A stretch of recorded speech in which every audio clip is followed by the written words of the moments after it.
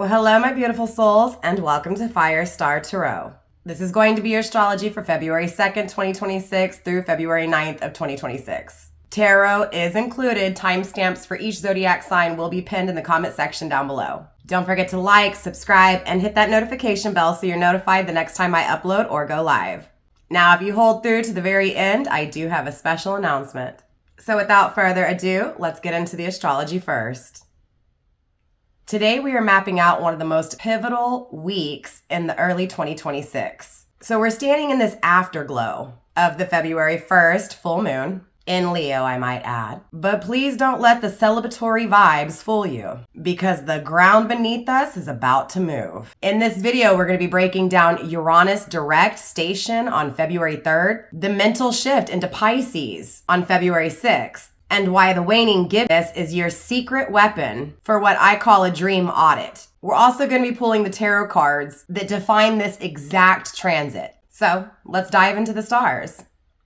We start this week with Monday, February 2nd, in the immediate wake of the full moon in Leo. This was a lion's roar moment. And of course, in tarot, it is represented by the strength card. So on Monday, the energy is to tame the ego and let the heart speak. As we move into Monday, the moon enters its waning gibbous phase. So the party's over and the cleanup begins. And remember, this isn't a sad release. It's refinement. On Tuesday, February 3rd, the planet of rebellion and innovation, Uranus, finally stations direct at 27 degrees in Taurus. You may be asking yourself, well, why does it matter? This is the final stretch of Uranus in Taurus. Since 2018, Uranus has been shaking things up, especially foundations. So money, food, security. In other words, on February 3rd, the stuck energy, that shit breaks. In tarot, we're looking at the tower transitioning into the star. If a door slams shut during the retrograde, a window is about to fly open. Now, if you have placements in a fixed sign, so Taurus, Leo, Scorpio, or Aquarius, between 25 and 29 degrees, this is your quantum leap day. And remember, direct stations will feel like a sudden surge of electricity. On Friday, February 6th of 2026, the messenger planet of Mercury enters Pisces. This is a massive vibe shift out of that analytical Aquarius energy that we've been swimming in. In Pisces, Mercury is in its detriment. So logic's not going to work here. So if you try to force like a spreadsheet style solution this week, you're just going to give yourself a headache. And in tarot, of course, the Eight of Cups is going to best represent this energy. This is all about walking away from what looks good to find what feels right.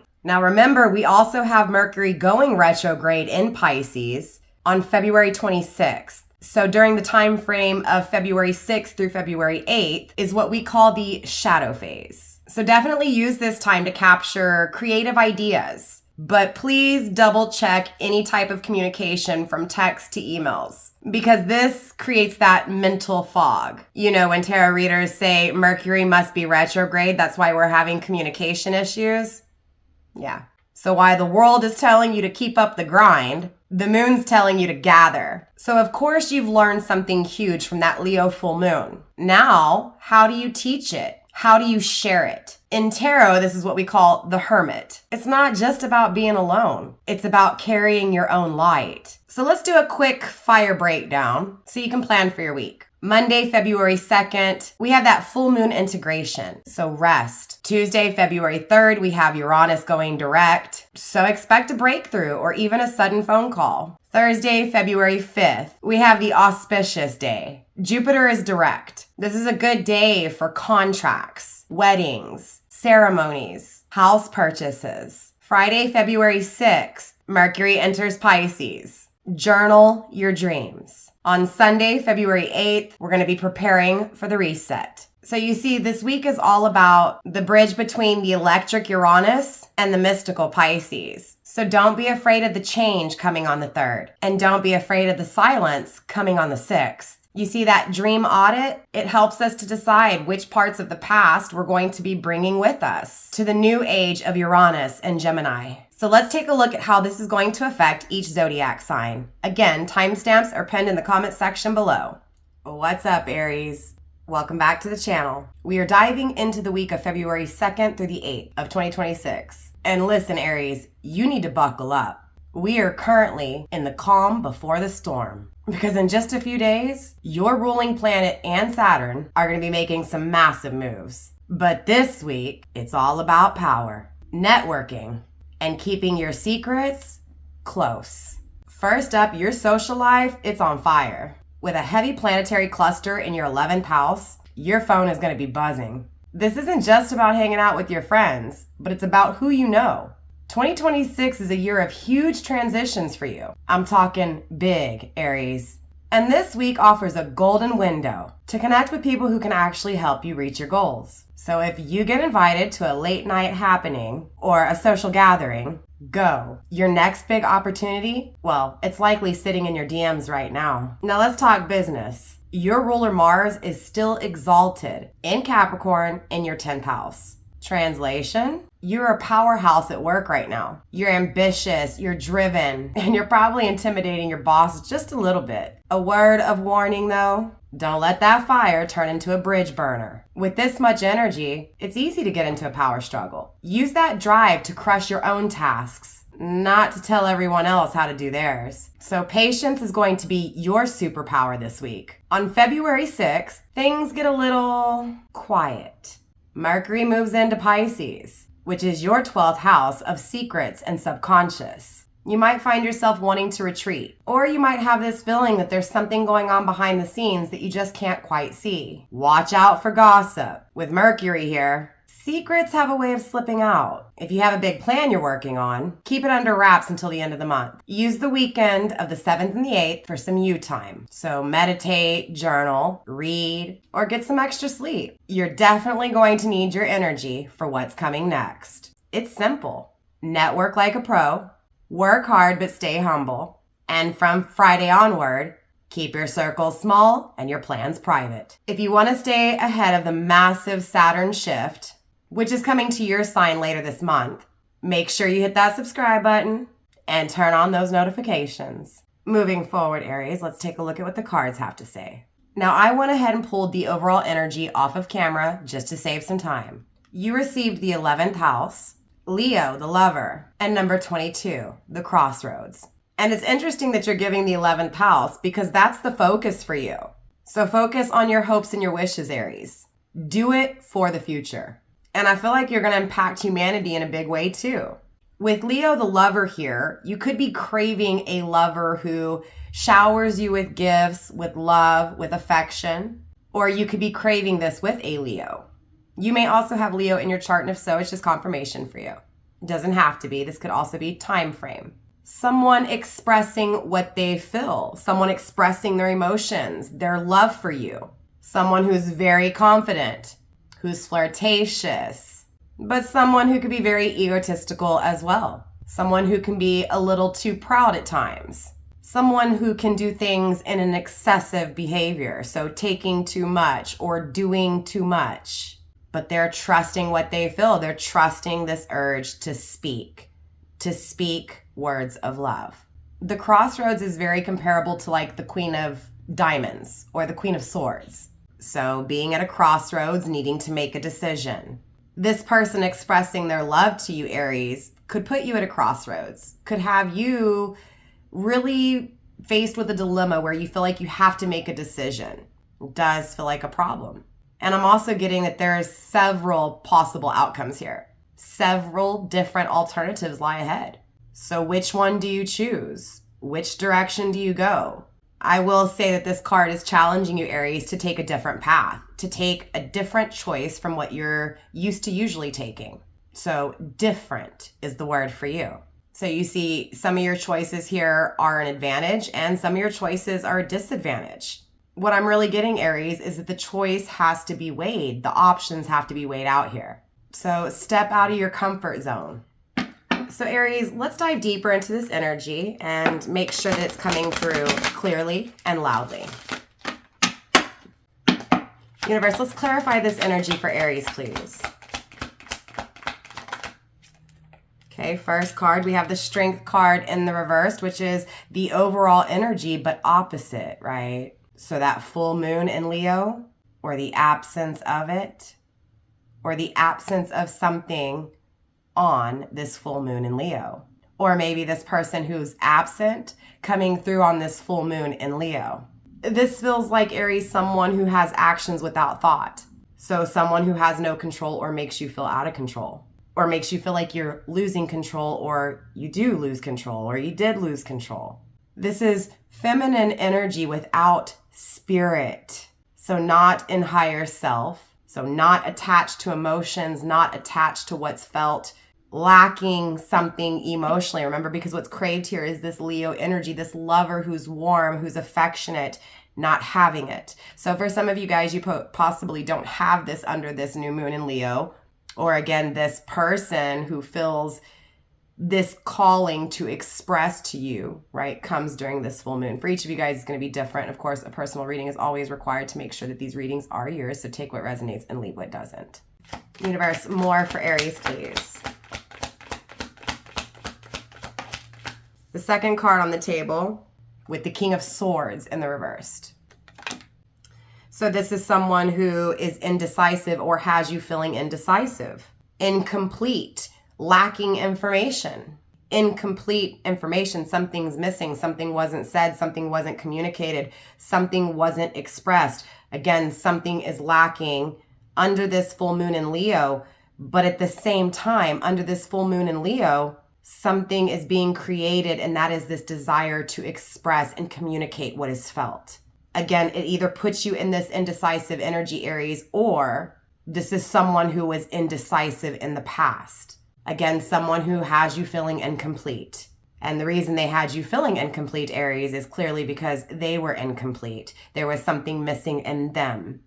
Thus, they created this missing part, this missing link with you.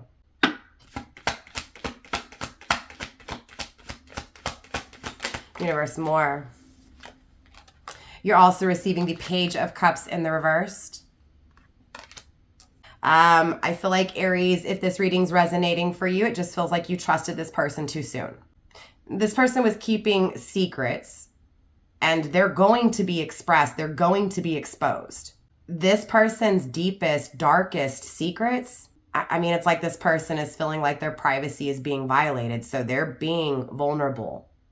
Or, you get what I'm saying? They're being exposed in the most vulnerable way possible. Or they're exposing themselves in the most vulnerable way possible. This is someone who likes to gamble. This is someone who likes to take risks. This is someone who's lost a lot of really good opportunities. This indecisiveness could also be this person, because remember, that energy can be switched, right? Because of their indecisiveness, because of that risk, that gamble that they like to take, you get what I'm saying? They created this absence of what was potentially a lover, someone who really would express love, right? So let's get a little bit more here, and then we'll wrap up your reading, Aries. We have the Ten of Cups, an ending that leads to happiness, to bliss, to true contentment. It does feel like this is a connection where things have ended, where it hurt that it ended. So it was a bad breakup. Again, this person threw away love. They were emotionally not available. And so it was short-lived. It was short-term. Let's get 2 more cards to wrap up your reading, Aries.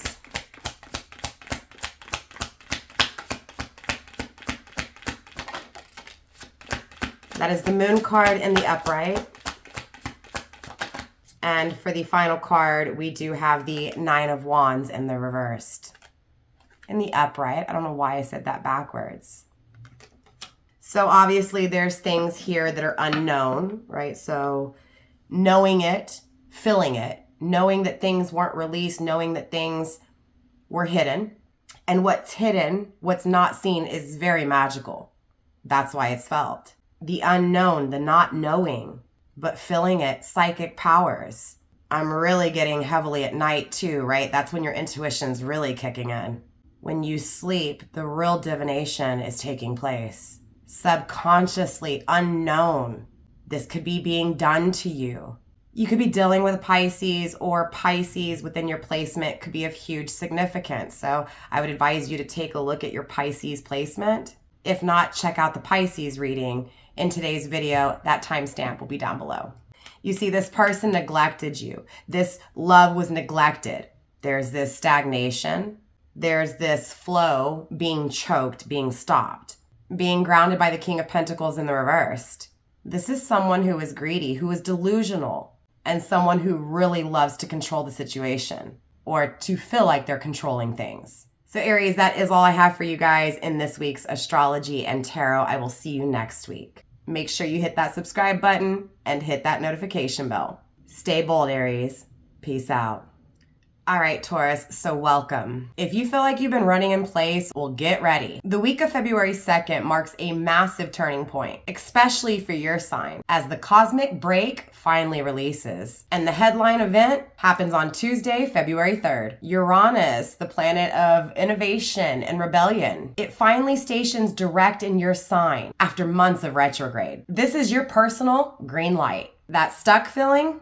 It's gone. Expect a wave of courage to arrive midweek for you. And it's the perfect time for a radical makeover, whether you're changing your personal style or reinventing how you present yourself to the world. Don't be afraid to surprise people, because that predictable Taurus is taking the back seat to the authentic you. Professionally, your ambition is running wild. With the sun illuminating your career sector, you're definitely in a fast track phase. This is a golden week for financial breakthroughs, especially regarding properties or long-term investments. If you've been working on a project in secret, now is the time to promote it. Your brand is at an all-time high. Now, as we head into the weekend, the energy shifts from me to we. On February 6th, Mercury moves into Pisces, following really quickly by your ruler, Venus. This activates your social circles. After a busy work week, the weekend is for networking and connecting with friends who inspire you. If you're single, a platonic connection could start to feel a lot more interesting. Taurus, your mantra for the week: embrace the unknown. Do take a risk on a new look or a new idea. Don't let the fear of change keep you in a comfortable but boring routine. By Sunday, you'll be looking at a very different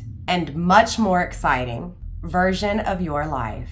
So you have a very powerful week, Taurus. So let's see what the cards have to say about the week of February 2nd through February 8th, 2026 for you, Taurus. Taurus, to save some time, I went ahead and pulled the overall energy, the crowning energy. So we'll talk about it and then we'll clarify some more for you on camera.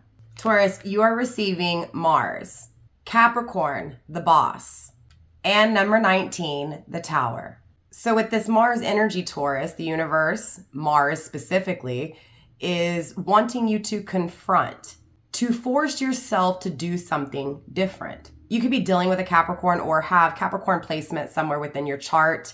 For some of you guys, you may just need to take on this Capricorn energy. This is about being serious, taking control, especially when it comes to the things that you're ambitious about. This is about being disciplined and structured, taking what you've been through, making it through what you've been through, Taurus, to accomplish things that have you feeling badass, have you looking like a badass. You see, there's this majestic demeanor to you because you're down to earth, you're prepared, you're competent, you're reserved. For some of you, Taurus, there's a Capricorn here who wants to take things between you two very serious. This is someone who wants those traditions, wants to share in those traditions. Yeah, this is someone who's prepared to accomplish something with you. If this is resonating, definitely check out the Capricorn Tarot reading attached to this reading today. That timestamp will be in the description box and pinned in the comment section down below. You see, this Tower is very much compared to the Six of Wands in the normal Tarot. The Tower is strong. So this is a strong foundation that can't break. This is a strong advantage point. I also feel like you have protection from unseen forces, so don't worry. There's also this person here that's from the past. There's also someone here, Taurus, who is older than you or considered old, possibly from the past as well. Maybe seeking protection from this person or building something with this person. I will say this, Taurus, whatever it is, it's unbreakable. Again, that foundation is strong. It's an advantage. So let's clarify this energy, Taurus, and dive deeper and make sure that everything comes through that needs to come through. Universe, let's dive deeper into this energy for Taurus. We're going to get 6 cards on the table, Taurus, and then we'll talk about it. We'll talk about each card as they come out as well. Universe, show me this energy for Taurus, please. Show me this Mars energy. Look, it's the 6 of Wands, which is interesting because I didn't really talk about the 6 of Wands. I referenced the Tower more than the 6 of Wands, even though I brought it up. This is victory. This is success. This is being proud to create whatever this is and being very faithful, like having a lot of faith in it, Taurus. Creating something that there is a lot of faith invested in and believed in. I don't know if that makes sense. Something to be proud of. Something's being created here that leads to success. And again, you're going to be proud, Taurus. This is Leo energy, the 5th house. You may have Leo in your chart or be dealing with a Leo. And if so, it's just confirmation for you. Again, Leo placement may be of huge significance. And if so, definitely check out the Leo reading. That link's in the description box and pinned in the comment section. This is something you've been very faithful to, Taurus. Very faithful.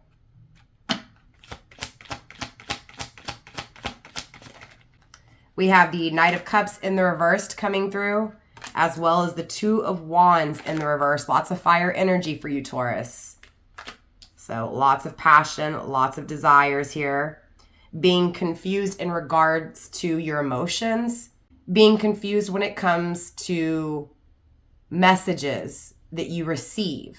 Information that you receive, and again, in regards to love. It feels like there's someone here who ran from you, who ran from their emotions. This could also be you, so just switch those roles if you need to. Again, this is someone who made a lifelong impression on you, but also lied to you about something here. Lied to you when it came to the way they said something or the lack of saying something. And it feels like it was pointless, whatever this is, because it's definitely a weight. So feeling like this weight is pointless, like there's no progress, like this person's not changing, you haven't changed, the circumstances haven't changed, Taurus. So again, feeling like it's pointless. Not knowing which direction to go, not knowing what to choose, or not knowing why you weren't chose, or why the direction wasn't had towards you. So it feels like someone made a choice to travel away from you, this person from the past. Again, this is someone who could be older than you or older or old. Again, feeling like there's no progress in this and it's been pointless, like a waste of time. So constantly spinning in your head, questioning it, wondering, right? Why? We have the World card in the reverse, Taurus. So there's something here that wasn't known about how to maneuver in the world. So it was difficult to travel, right? It was just difficult when it came to the journey that was being experienced and to the journey in the past and to the journey in the future. It just feels like a difficult journey, period. So again, what you've been through, having success because of it. Let's get 2 more cards on the table and then we'll wrap up this reading. Taurus, hidden and not seen, you're receiving the 7 of the Wands. This is the card of the wounded warrior. So I see you've been through it. I see this person's put you through it. Again, it hasn't been easy. It's been difficult. And I see you, Taurus, visualizing something here that feels very spiritual, okay? But it also feels like the energy is being manipulated. So you could have been manipulated, or you feel like this person is not being honest, or whatever the case may be, right? So manipulating that energy. It feels like manipulating something that was felt in the soul. So lying to self about what was felt. This is also using that power of the soul. So using spirit to accomplish something. So using divine to accomplish something. So again, it feels like what you went through, Taurus, you had faith, you leaned on universe, on God to get you through. And because of that, universe is going to help you accomplish your goals. Again, because in your weakest moments, in your darkest days, you found light. You allowed the light to show you the way. So that light, that spotlight, is extra bright coming from above. Now, the 8 of Pentacles did come through in the reverse, Taurus. So this feels like there's an imbalance financially. And it does come from fears. Fears of what's not seen, fears of what's not known. This feels like moderation taken to the extremes. So because you balance things out for so long, it stopped you from attaining financial security, or it is stopping you, right? So not giving enough, not doing too much is stopping you. In other words, Taurus, you need to do more. You need to face those fears of what's not seen. In other words, don't be afraid of what you don't know. Kick it up a notch, Taurus. Grounding your overall energy with the Emperor in the reversed. Feeling oppressed by a masculine not in his power, not seeing things from a higher perspective, not seeing things from your perspective. Someone whom things have been stagnant with. The divine counterpart, divine masculine to be specific. Stagnation coming from his energy. Lusty material things coming from his energy. So someone here is dealing with a divine masculine who's not very stable, not very strong, didn't respect you, lost control of the situation, but this divine masculine is holding on to what he doesn't know, the unknown. So Taurus, that is all I have for you guys in this week's tarot and astrology. I will see y'all next time. Peace out, Taurus. February of 2026 is a cosmic turning point for Gemini. This is the threshold period where big ideas begin to take physical form. February is the engine of the year, shifting from mental planning to real-world action. This breakdown will cover the major transits that will redefine your career, love, and health this month. Career being the first. Mark your calendars for February 13th. Saturn enters Aries, beginning a 2-year cycle of major professional responsibility. This is the moment to take the lead. With the sun moving into the career zone on the 18th, expect to be in the spotlight. Management roles or leading high-stake projects are definitely possible. A solar eclipse in Aquarius on February 17th may bring sudden financial shifts, like a tax break or a rebrand of how shared resources are handled. Early February might tempt impulsive spending, so use this time to build a sturdy foundation instead of chasing quick gains. In love, February is about moving from surface charm to bone-deep connections. As Saturn moves on the 13th, the focus shifts towards long-term stability. Singles may lose interest in the ops and seek a partner who truly sees their spirit. Now, the solar eclipse in Aquarius on February 17th is also a major date for relationships. It is a time for closure when it comes to what no longer serves, and a reclamation of truth in closest bonds. This is a really good time to plan a getaway, especially around the start of the month, that February 1st full moon in Leo. This is the best opportunity for self-expression and travel. With all the career energy, health needs a strategy. With Saturn in the career house, this can increase anxiety, leading to bad posture or back issues for long periods of time. Remember, Gemini, consistency is key here. Saturn rewards a solid morning ritual and consistent sleep. Mars provides plenty of physical drive, but do not overexert, Gemini. So take up some light walking, light yoga, or just a little dancing around the house when you clean. The main thing is to get grounded. Jupiter in the first house may increase your appetite for everything. Food, work, information. So stay mindful of limits, especially to avoid burnout. Mercury stations retrograde in Pisces on February 25th. So communication in the professional life could get messy. Triple check emails. Avoid signing major contracts, especially until late March. February is the month to glow, grow, and flow. Trust the process because a foundation is being built that's meant to last. So let's see what the cards have to say when it comes to the week of February 2nd through February 8th of 2026. Universe, let's tap into the energy for Gemini, please.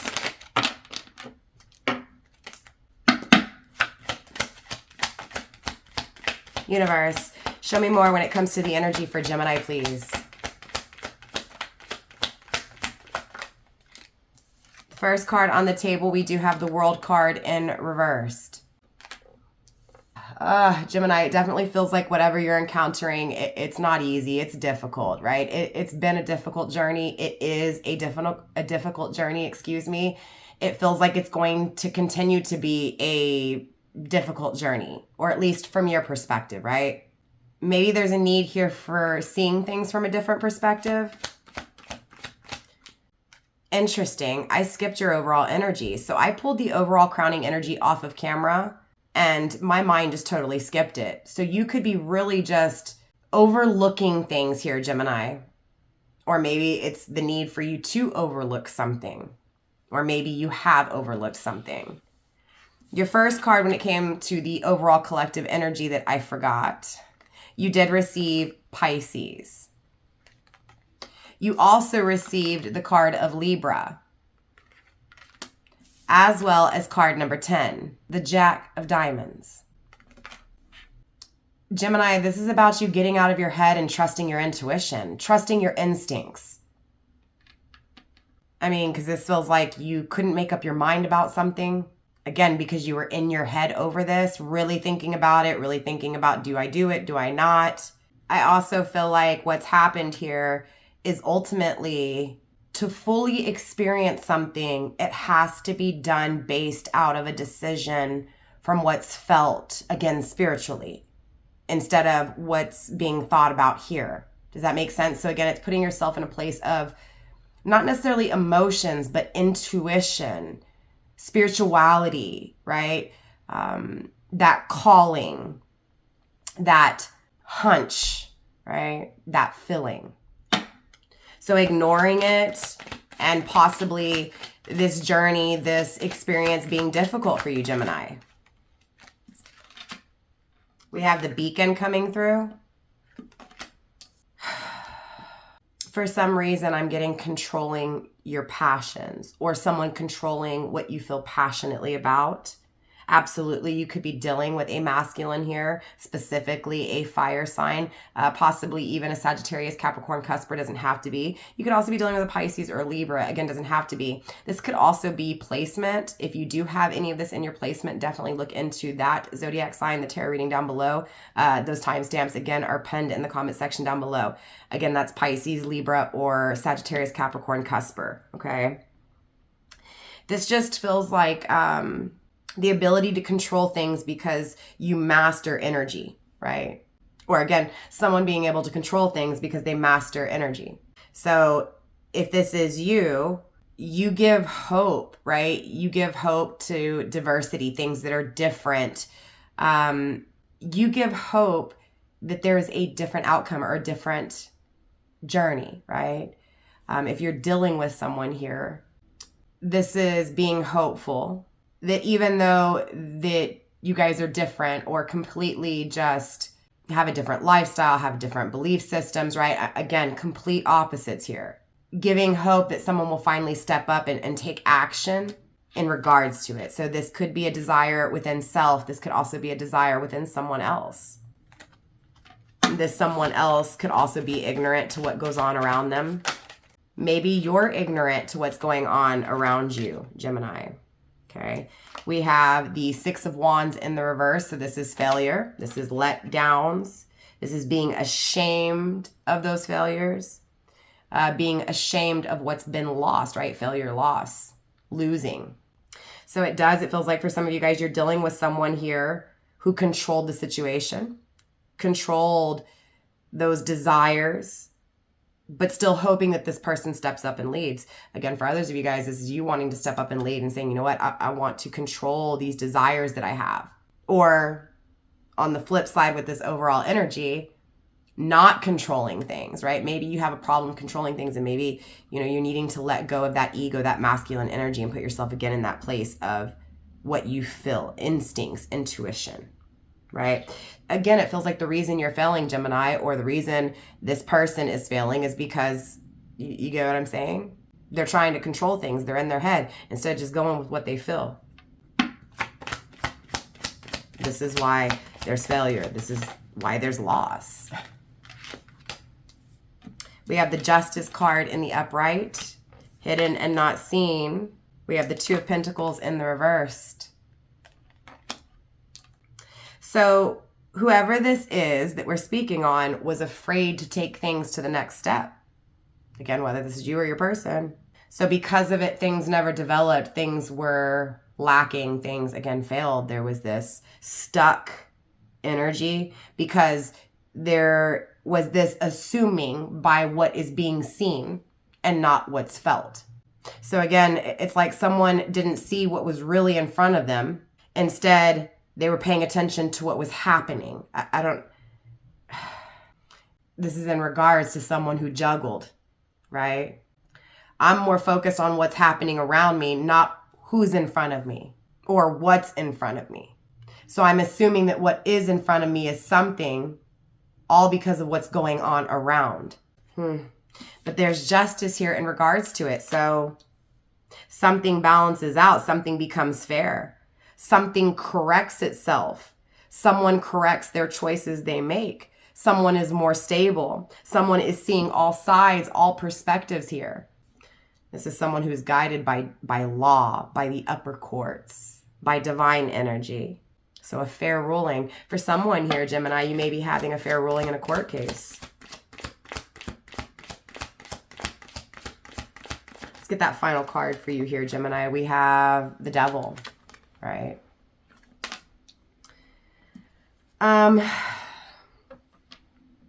It feels like whatever this is, the tension was high, the sexuality, very lusty, okay? But also very mysterious. There's also this filling it religiously, filling it spiritually. So filling it in that belief concept, right? So someone's finally seeing things from a different perspective. Look, Gemini, whoever this is, they're stepping into that instinct, that filling. Whoever this is getting out of their head. Again, with Capricorn energy. So if you're dealing with that Sagittarius Capricorn cusper, definitely check out the Sagittarius and the Capricorn timestamps down below. There's a lot of sex attached to this person.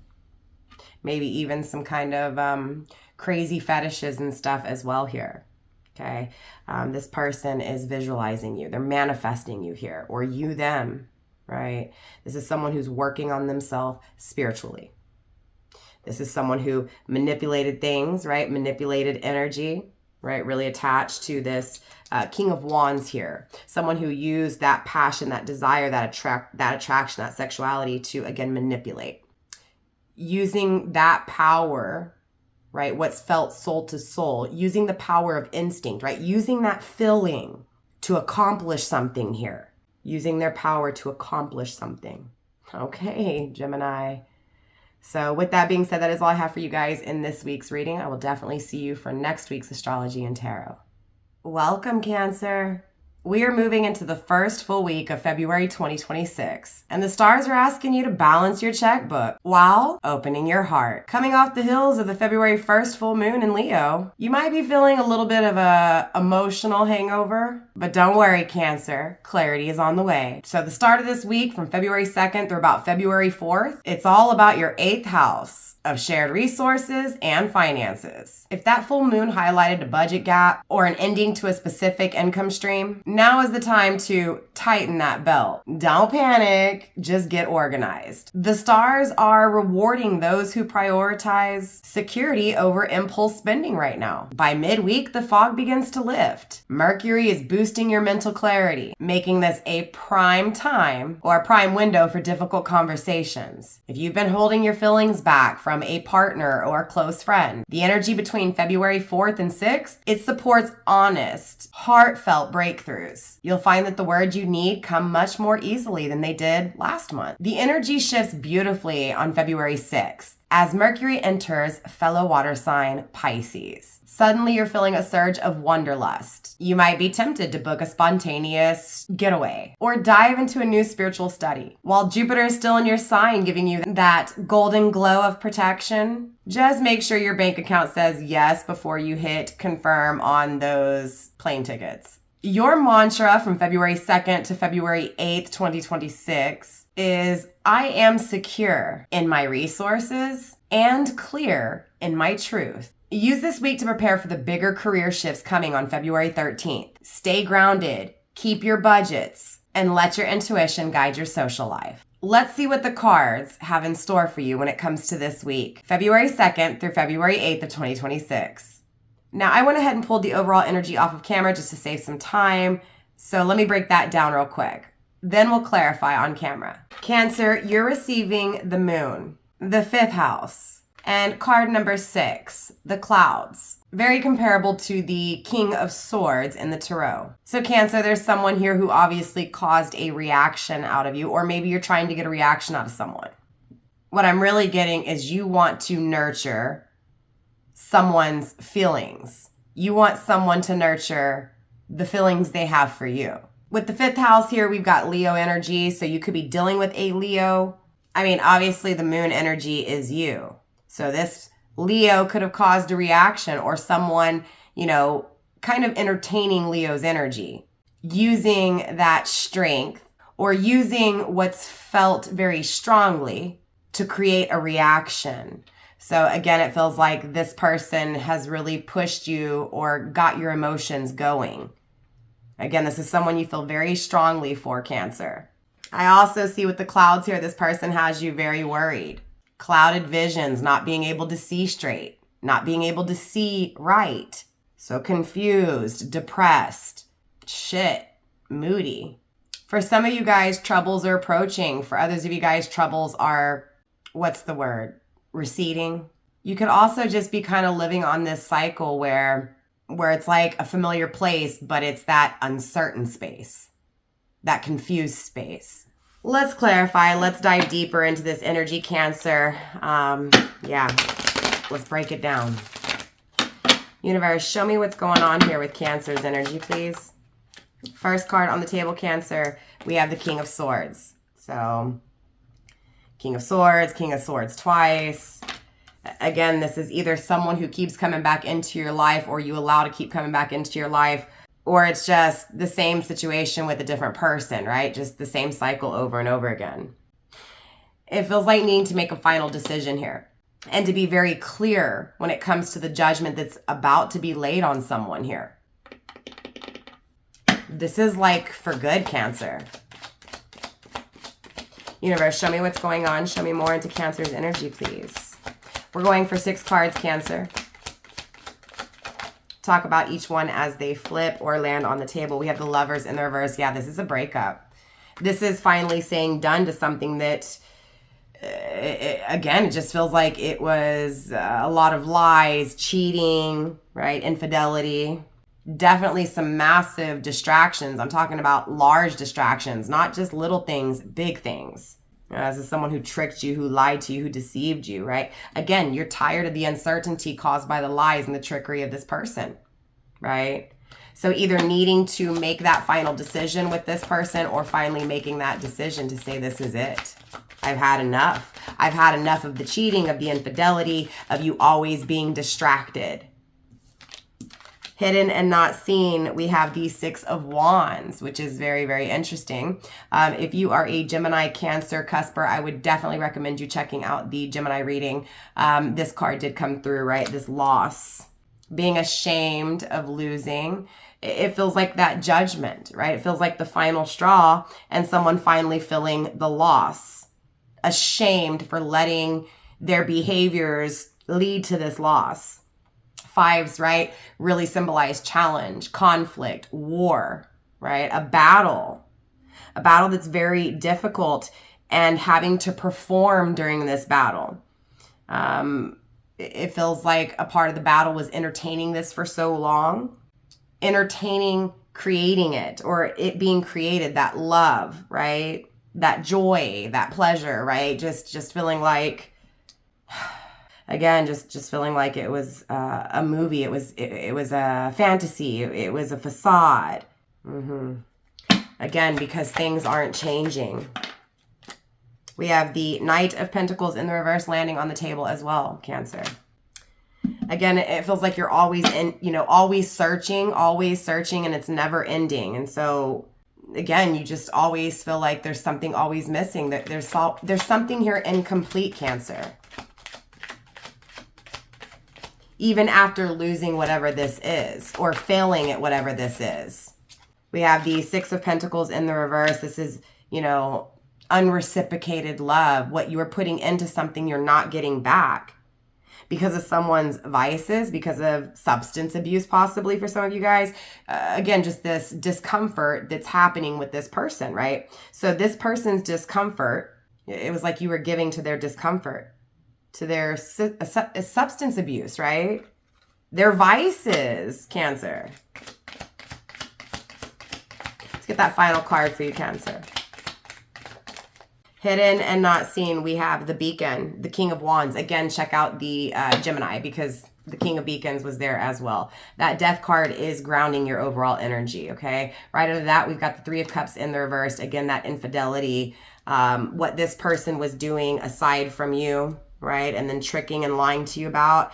Definitely, this is someone who controlled that strength that was felt between you two, right? So in other words, how strongly you felt for them, they used that and they controlled the situation using that. So they mastered, you get what I'm saying? You had a lot of passion and desire for this person. This person abused it, manipulated it. Okay, this is a King of Wands. This is someone who's very attractive. Again, feeling the loss, right? But still feeling very sentimental in regards to it, right? The sorrow. This feels like regression, again, going back all over again. So what this could be as well, Cancer, is that the reason the decision is needed to be made with you, like that final, like it's done, I'm over, this is in the past, because it feels like no matter what, you just come right back to this uncertainty, this confusion, no matter what, with this person, right? No matter how hard you try. So I am getting, it's time to really give it that final decision here and to be very clear in making that final decision. So if you're not ready, you're not ready, right? But I feel like making that final decision, it will be very clear to you when you do, right? So if you're like, oh no, this isn't me, this does not resonate, then it doesn't resonate. But what I'm telling you is whoever I'm speaking to, it's like, it's very clear, bright as day. That is this clarity that's coming to you, is that you are making this the final time, the final straw. So with that being said, Cancer, that is all I have for you guys in this week's Astrology and Tarot. I will see you next week. Have a wonderful week, Cancer. Peace out. Leo, welcome to your first major reset of 2026. We are diving into the week of February 2nd, and the universe is handing you the microphone. You are coming off a massive full moon in your sign yesterday, and the energy is still electric. On February 3rd, Uranus stations direct. If you feel like your personal growth or your career has been stuck in buffering mode, that ends now. This is your green light to debut a new look, a new title, or a completely new way of showing up. It's time to be bold, Leo. On February 6th, Mercury moves into Pisces. Your focus shifts from me to we. This hits your sector of shared resources and deep intimacy. It's time for some real talk about finances and long-term commitments. If you're looking to invest or moving assets, please consult an expert first. Now, Leo, in the workplace, you're seeing some competition really heat up. Don't let it get to your head. While your career outlook is strong, you gotta keep your eye on your stress levels. Watch your back and your heart, literally. If you've been pushing too hard, try to focus on grounding your energy this week. Your mantra this week: I release the old version of myself to make room for the lion I am becoming. Use this week to audit your habits and walk away from anything that dims your light. So let's take a look at what the cards have to say when it comes to your week, February 2nd through February 8th of 2026. Now, I went ahead and pulled the overall energy just to save some time. I'll also be pulling some cards on camera with you guys as well. So you're receiving the 3rd house, Aquarius, and number 20, the Garden. Let's get those pulled up for you. So Leo, someone here is really asking themselves if they made the right decision when it comes to a connection they're in. Gemini is the ruler of the 3rd house, so you could be dealing with a Gemini. You could have Gemini in your chart. You can also check out the Gemini reading attached to this reading. That's pinned in the comment section down below. I mean, this is clearly thinking about the people that are around you and feeling like these people are potentially short term. So it's definitely in your head here. Leo, you may also be dealing with an Aquarius. It doesn't have to be. This could be time frame. You could also have this within your placement somewhere. Definitely check out your Aquarius placement if you do. Also check out that Aquarius reading. Again, timestamps are pinned in the comment section down below. That electric energy is still present, Leo, especially with Aquarius, right? That's the radical energy. Trying things out, willing to experiment. This energy of wanting to be free, Leo. wanting to break free from what feels like something that is being lived that is meant to be short-lived, short term. Really questioning it. Questioning if you should have this radical energy, if you should make this radical change, this radical shift, if you should make this radical shift in order to be free. There's something here, obviously, Leo, that's being fantasized, that's being, it's being thought about and daydreamed about, and it's like this bliss, this ecstasy, this utopia, right? So feeling detached from it, feeling crazy for wanting it, feeling crazy for wanting to live a fantasy, to live out a fantasy in real world. Is it crazy of me, right, to think that I deserve this? Is it crazy of me to think that I can achieve this? No, the card is here. Act radical. Live in the moment. Experience life. With this garden energy, it's about meeting someone, meeting up with someone in a secret place, a secret garden. This card also attached to it is this invitation. So it's like someone's inviting you to meet them somewhere secret. Or maybe you're inviting someone here, Leo, to meet up in secrecy. This is a place where you can be open, where you're accepted, where you feel included. You feel welcomed here, Leo, or welcome, excuse me. 20 simplifies to 2, so a decision, Leo, a decision to meet in this secret place to fill this inclusion. Someone's ideology here could be liberal, and if so, it's just confirmation for you. It doesn't have to be. Maybe that's this radical change. Maybe you're in a commitment and you don't align morally or traditionally or when it comes to your values. And maybe that's why you're like, man, this is short-lived, or this is starting to feel like it's supposed to be short-lived.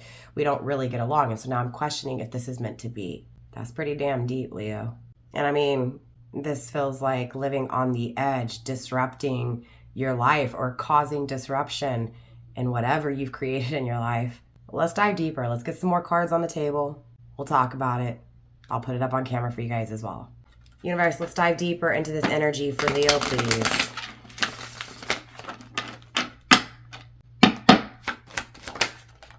Okay, 2 cards already coming out on the table, Leo. We have the 9 of Wands in the reverse. You may be dealing with a Sagittarius or have Sagittarius in your placement, in your chart. If so, check out the Sagittarius reading. Let's see. You're also receiving the Page of Wands in the reversed. Let's get all the cards on the table, and then we'll talk about it, all right? Let's get 6 cards, so we need 4 more. Universe, 4 more cards for Leo, please. Wow, Leo, you're receiving the Strength card. Don't forget this was also the overall astrology, right? Dominating, right? That feminine without spirit. So this is someone here who used the power between you two, right? Who used what you felt to be able to control, to be able to dominate here. Leo, this is very powerful for the Strength card to come out in your reading. Okay, you're in your power. We have the Sun in the reversed. Universe, 2 more cards for Leo, please. 2 more cards for Leo. We have the 3 of Pentacles in the reversed. And that final card, Universe. Hidden and not seen. We have the Knight of Cups, the messenger. You're definitely getting communication.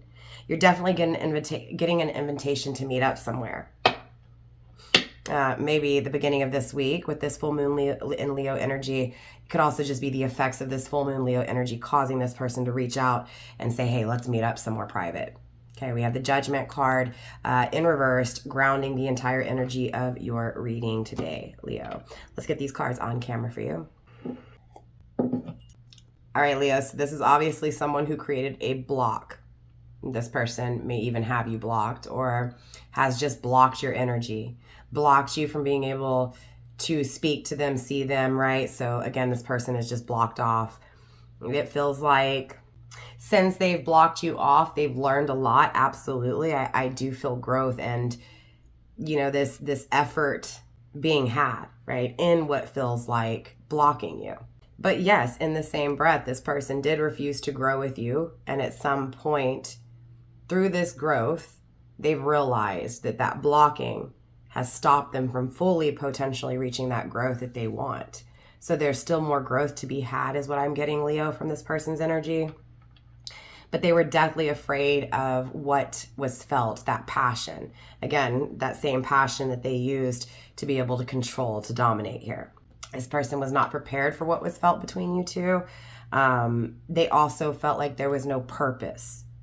There was no destiny. There was no, you get what I'm saying? So it feels like, Leo, you felt like there was, but this person didn't feel that. So they took what you felt for them, that strength you felt for them, and how strong you were just in your whole being, the Leo card, the strength card, right? That dominance, that power, that talent, that strength that you had, they didn't see that purpose. They couldn't understand it. Right? So they didn't feel it in that moment, but now they're realizing as they've grown that there was potentially something there that could grow that they didn't experience, right? Again, they went against it. They went against it. So as much as they feel like there was no purpose, there was obviously something there that they feel that they didn't do, that they didn't complete, that they didn't finish. There's unfinished business here, Leo, is what I'm getting. Leo, your birthday could be on the 8th. This person's birthday could be on the 8th. If so, it's just confirmation for you. Same thing with the 20th, okay? With the sun in the reversed here, you know, someone was foolish. They wore a mask, a blindfold. They refused to see. So, there is this energy of being blind, walking around foolishly, blindly, okay? That causing this wrath, this, what feels like just treating you like shit, Leo.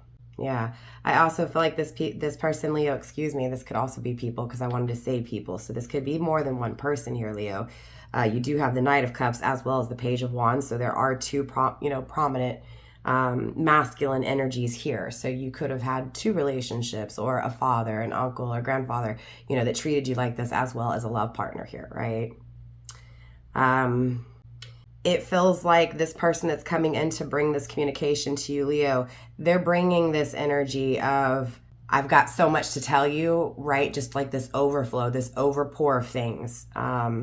This feels like before there was conscious communication, meaning I'm really thinking about what I say before I say it, so I don't say what's wrong. So again, there was control within those thoughts and that communication. So I controlled what I said. I controlled, my words. This time with this person coming through, making this offer, this invitation to you, again, it feels unconscious, right? So it's what's felt this time, not what's thought, okay? With the Three of Pentacles here, there is a third-party situation that I'm picking up on that's coming to an end because what they saw was not the reality of what they got. And now they're sitting there, and maybe that's this short term. Maybe it's not you, Leo, that's sitting here questioning this connection that feels short because ideally, they don't get along morally, traditionally, values, right? It's complete opposites and it's not working. So again, it feels like I didn't see the truth of what it was. It was a facade. It was a fake. It was a lie. So I feel unaccomplished. I've wasted time, right? In other words, this feels premature, what's not working here. Like I didn't think this through. I didn't take enough time to make sure that we were on the same page. I didn't take enough time to get to know this person, right? So again, this idea of this relationship that could be short term may not be you, Leo. It could be your person. Remember, cross watcher, you're welcome here. It does feel like someone disapproves of the connection they're in and needing to make a decision to meet up secretly. Maybe this is someone who, wants to sneak off with you and see you, right? Because this connection's not working out. So obviously there is a little bit of caution. I will say that this person, because things aren't working out tangibly in what feels like a facade, it's making them, have these nightmares being haunted by the past. I feel like there's this abrupt, violent ending coming to whatever this is, for whoever this is, Leo. So with that being said, that is all I have for you guys this week in your astrology and tarot. I will see you guys next week, Leo. Don't forget to hit that subscribe button. Don't forget to hit that thumbs up if you enjoyed this content. And don't forget to hit that bell to get notified the next time I upload. So I love you, Leo. Stay golden. I'll see you next week. Bye. What's up, Virgo? Welcome to your weekly forecast for February 2nd through February 8th of 2026. This week, the stars are shifting your focus away from the solo to-do list and placing it squarely on the people in your life. So it's time to trade in your independence for some quality collaboration time. The big news happens on February 6th, though. Both Mercury and Venus move into your house of relationships and partnerships. If things have felt a little stale or lonely lately, expect a breath of fresh air. You'll find that communication flows more easily, making it the perfect time to sign a contract, settle a dispute, or plan a romantic date. You're moving from a me mindset to a we mindset. In your professional life, the energy is all about the soft touch. You might feel a bit of restlessness or an urge to push things fast, to move forward quickly, but the stars are asking you to be a team player. Don't try to fix every problem by yourself. Ask for input, ask for advice, ask for help. In doing so, you'll find that your coworkers have that missing piece you've been looking for. By February 8th, you might feel a little tired of the usual routine. With Saturn and Rahu influencing your health sectors this month, keep a close eye on your digestion and stress levels. If you're feeling stagnant, try a new health hack, or even switch up your morning ritual. Just make sure that you're being honest with yourself when it comes to why you're making these changes. Authenticity is your superpower this week. When it comes to the heart, things are getting interesting for you, Virgo. You may find yourself going on multiple dates or feeling a spark with someone unexpected. If you're already in a relationship or partnered up, use this week's harmonious energy from Venus to have those deep behind-the-scene conversations that you've been putting off. Your mantra for the week? I am stronger when I work with others. Let's see what the cards have to say when it comes to the week of February 2nd through February 8th, 2026, Virgo. Now, I pulled the overall energy just to save some time off of camera. I'm going to go ahead and put those cards on camera up on the screen for you guys right now. We'll also pull some more cards on camera as well with you guys. So let's talk about these and then we'll pull more. Virgo, you were the only zodiac sign up till now that received your energy twice in the overall energy, and there's only 3 cards anyways. So you're receiving the card of Virgo, your energy. You're also receiving the 6th house, which you rule, Virgo. And you're also receiving card number 9, the bouquet. So, I mean, Virgo, clearly this feels like you're trying to perfect something. You're trying to be so perfect that you're just stuck in your head in regards to everything you do. Like if it's not perfect, it's not good enough type of mentality here. I'm also getting that there's something about you needing to heal from that, Virgo. Okay, needing to be strong, needing to dominate those thoughts a little bit that everything has to be perfect. Okay, there's something here, Virgo, that you feel like is perfection. Obviously, there was something that took place here because it's feeling like all you're doing is thinking about what it was once to be perfect. So how something's not perfect anymore is what I'm getting here for you, Virgo. This could be for some of you guys in regards to work. Doesn't have to be. Focusing on your health, focusing on healthy habits, organizing, cleaning, cleansing, right? Really purifying here, perfecting skills, perfecting some kind of method here. So it feels like, Virgo, you're in your head trying to perfect something here. For some of you guys, it could be a relationships because 6s also represent connections, exchanges. So you could be wanting a perfect relationship, or you could be trying to make a relationship perfect. Bouquet, this could be a proposal. Someone here could be proposing to you and they're trying to make it perfect. Virgo, you could be proposing to someone and you're trying to make it perfect, like this offer, this wedding. It definitely feels like a proposal, some kind of offer here. In your head, or someone in their head, Virgo, in regards to you, coming up with a plan here to surprise you. Again, working very hard, very detailed. And this is, again, why you were getting the message to not stress. So if you're interested in a Virgo and this is you, universe is definitely saying to calm down, to don't overdo it, to not stress your heart or your health here, okay? Glycerine. Interesting. Yeah. This feels like tinctures, right? Making things. Someone here is into arts and crafts, Virgo. Sorry, it was just kind of one of those things that I saw that I had to speak on. So if so, that's just confirmation for you. It doesn't have to be. Maybe you make tinctures as a craft here. Okay, I'm getting there's someone here new on the channel. Welcome, Virgo. So yeah, let's pull some more cards. Let's dive deeper into this energy. Oh, yeah. Definitely, right? I'm kind of all over the place here, Virgo. Universe, show me what's going on with Virgo's energy here.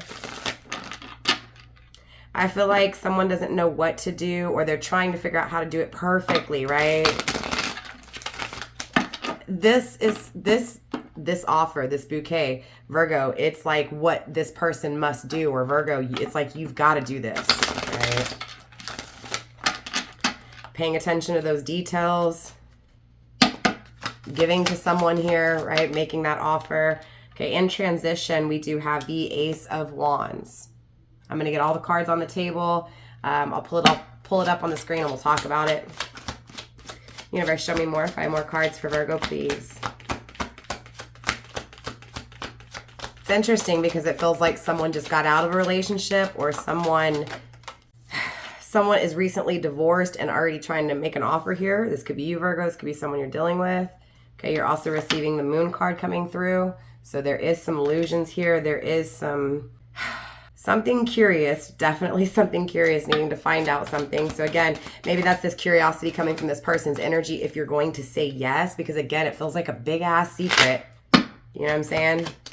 Trying to find out how to do everything. Trying to find the answers to be able to do it. Hidden, we do have the 8 of Cups in the upright, which is interesting. This is the overall energy of the week's astrology, right? How that moon's going to have you feeling, right?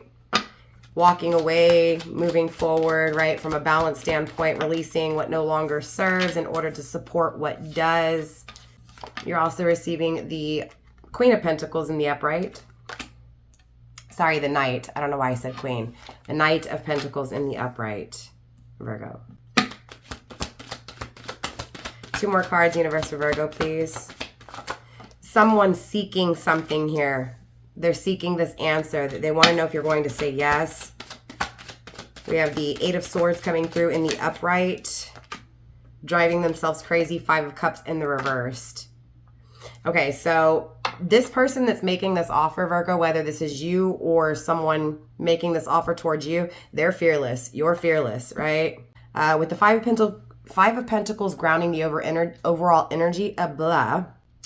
It feels like someone here is financially dependent on someone else or stuck to someone else financially. Someone's lost everything here. Again, remember when I was saying it feels like, Virgo, someone just recently got out of a relationship or just recently divorced? That's what this feels like. Or, you know, out of a connection. They recently got out of a connection. They've lost everything here. Virgo, this could be you. And this person making this offer wants to take care of you. Virgo, you could be this person wanting to take care of someone here who lost everything, who just recently got out of something. This offer, though, is a secret. This offer is being done in secrecy. Very curious when it comes to the response. This is someone who's balanced. This is someone who supports you. This is someone that you know from your circle of friends, okay? It also feels like they're getting your friends or you're getting their friends in on this. Again, this is someone who will not give up, Virgo. This is someone who sees a reward and sees that reward with you. And so they're not going to stop until they get that reward. Again, they're seeking this reward with you. Again, this is someone who, even though there's so much crazy things going on, they're still very calm. They're still very balanced. It's like they're your peace in this chaos, this storm. They give you answers. They help you with things. They help make things just make sense, okay? This is someone who doesn't show aggression, who's very, very calm. Again, someone who's not afraid, who's very fearless, that's bringing good into your life, because it feels like you've had it before, Virgo, or again, this person's had it before and you're giving it to them again, or they're giving it to you again. So at some point you had good things in your life, but you lost it all. And this person is transforming your life by helping you with these things. Okay. For some of you guys, I'm getting a fire. You may have lost something in a fire. And this person, you know, you were out in the cold and this person is helping you. For some of you guys, this is not a sexual relationship. This is just someone helping you during some chaotic times that you've encountered in your life. You get what I'm saying? Or thus, in return, you helping someone here who's really gone through something, Virgo. And I think that's beautiful. So, yeah. With that being said, that is all I have for you guys this week. I will definitely see y'all next week. Have a productive and connected week, Virgo, and I'll see y'all next week. Don't forget to smash that subscribe button, hit that like if you guys enjoyed this content, and stay tuned towards the very end for a special announcement. I'll see y'all next time. Bye, Virgo.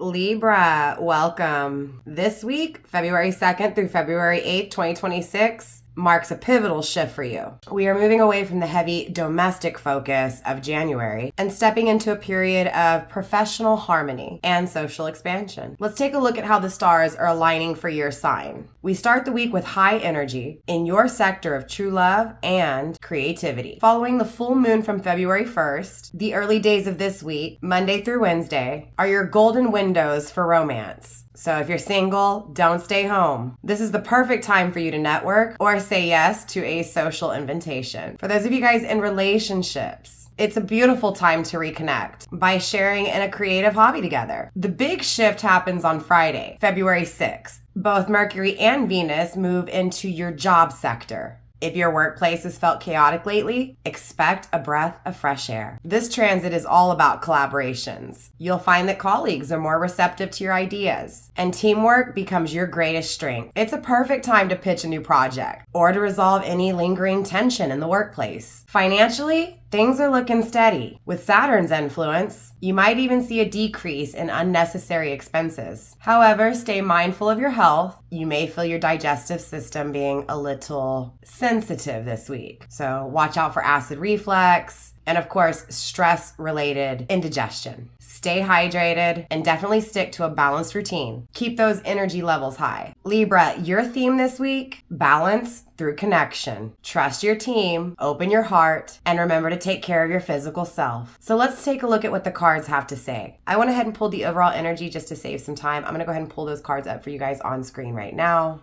Libra, you are receiving the card of Uranus, Ascendant, and card number 17, the Stork. Libra, this week it feels like you're going to need a different perspective of looking at things because something's changing and it feels abruptly and unexpectedly. It almost feels like making an example out of. You may even feel like, Libra, that there's no way out of whatever this is. That's why a different perspective is needed, because there is a way out. It also feels like, Libra, you have a role to play here, especially in regards to work. There's this mission to serve. I mean, Libra, I'm obviously getting that your aura alone just has people liking you. You make a really good first impression. You make one hell of an impact. And because of this, doors open for you. And this door, again, it's leading you to a very unexpected, out of nowhere change in your life. And another perspective's needed because it feels like it's approaching quick. The Stork is very comparable to the Queen of Hearts, the Queen of Cups. So again, with this change, restless, right? Working really hard, tired, not being able to rest or sleep, and this change affecting that. It's a migration. It's lifting you up and putting you somewhere else, somewhere that you may not have ever expected to be. Again, it's an unexpected change. So it wasn't planned at all by any means. For some of you guys here, you're pregnant or you will soon be pregnant. There's definitely this childbirth, this expecting of a child. This child may be unexpected, but then having to plan and expecting, you know what I'm saying, the birth of a child here. And definitely getting a change of scene, needing to clean, to get ready for new things, to get ready for this change. Cycles, seasons changing. So things coming to an end and new things beginning here for you, Libra. I do see you, Libra, hinder this change. It's like you're reluctant to this change. So, I mean, obviously, I want to clarify. I want to dive deeper into the energy. So we're going to pull some cards. We're going to get 6 cards on the table for you, Libra. We'll pull it up on camera, and then we'll talk about it. Universe, let's dive deeper into this energy for Libra, please. Deeper into this energy for Libra, please. First card on the table, hidden and not seen, we have the Magician coming through. Universe, let's get 5 more cards for Libra, please. Second card on the table, Libra, we have the 3 of Pentacles in the reversed. 4 more cards for Libra, Universe. In transition, we have your card, the Justice card, Libra. One door closes, but another opens. Universe, 3 more cards for Libra's energy. Hidden and not seen, we have the 9 of Cups in the upright. Wish fulfillment. I mean, you get something here, Libra, that you weren't expecting to get, and it changes things. You're also receiving the Emperor, hidden and not seen. For some of you guys, this is love, Libra. Final card, Libra, you are receiving the Player, the King of Cups in the reversed. For some of you guys here, Libra, you may be finding out someone's not faithful, the Tower, so one door shuts and a new door opens. Very interesting, Libra, so the overall astrology is being represented by the Tower as well. Again, when one door shuts, a window blows open. So one door shutting for you, but a window just blew open. Let's pull those cards up for you here. There's definitely something very magical taking place. It feels like answers to questions you've had for a while. New beginnings, things changing, double confirmation. What you've been trying to manifest is being manifested. It's taking place tangibly, Libra. There's something here that's not working out that feels like it was a lie, it was a facade. It doesn't feel fulfilling. It feels unaccomplished. It feels like because it wasn't thought through enough, right? So not taking the time to get to know someone and then not being happy in a relationship, or not taking your time to figure out what it is that you want when it comes to a career, and working and not liking your job, right? So again, not thinking things through in a timely manner, but rushing things, and that kind of creating this energy of just, you know, what do I do? What's the right answer here? And I feel like that change is coming. Those answers are coming here for you, Libra, okay? So it feels like you're leaving this facade and you're moving into wishes being fulfilled, being satisfied, having what you want. So again, leaving this energy, Libra, excuse me, your name may be Leah, and if so, that's just confirmation for you, or you may be dealing with someone whose name is Leah, and again, if so, it's just confirmation for you. But you're moving out of this energy of manifesting things that failed to manifesting things that will satisfy, that will make you extremely happy, that will free you, right, from what feels like emotional burdens as well. So this could also be love, okay? So again, it feels like, you know, things weren't right. There was cheating, oppressiveness, and not having it anymore, okay? Things correcting out, things being fair, things being balanced out, you know, seeing all sides. So again, it feels like not being on the same page with people, and then now finally being on the same page with people, or, you know, nothing kind of coming together the way you wanted it to, even though you tried, and now it's finally coming together the way you want. But like I said, it feels like this change is totally out of nowhere, okay? This change for some of you guys could be during Pisces season, which is actually going to be the 20th of this month through the 20th of March.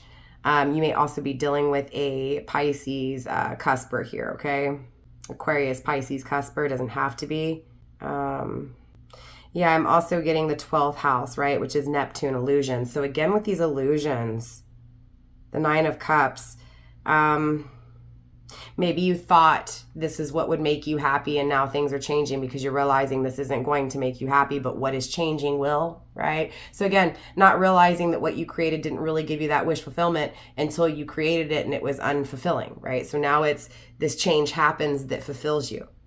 I'm also getting someone here being a father, being stable, being stronger. So respecting this person. For some of you guys, this is your DM. This is your counterpart. This is divine masculine. There's also another masculine here. So for whoever I'm speaking to, there's 2 masculines here. Okay. Like I said, one masculine is a father. The other one is detached from emotions. Okay. Playing games, the player, right? So there's this player, and then there's this father. For some of you guys, this father could be holding what he knows about this player, seeing the truth, revelations, the Tower, things coming to an end, and change happening because of it. So again, it's like someone's holding secrets here in regards to someone's unfaithfulness. And it feels like this could be your father or someone's father holding these secrets. But again, I feel like you're going to see the truth here, Libra. You're going Again, things are going to change, but it's going to bring you the happiness that you truly want, that you weren't being satisfied in the past with, if that helps here. Again, this person who's not faithful, it's because they're detached from their own emotions. In other words, emotionally, they're detached. That's why they play games. Freeing yourself, revelation, liberation, opening, right? So this is being closed off from the world and being open, right? So it failing, it coming to an end, it crashing, that door shutting, and then being freed. New possibility, changes that bring wish, fulfillment, satisfaction, freedom, Libra.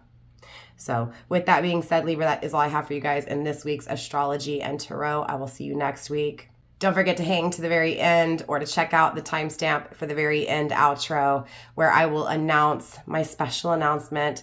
Actually, I have a few little announcements in there, so definitely go check that out.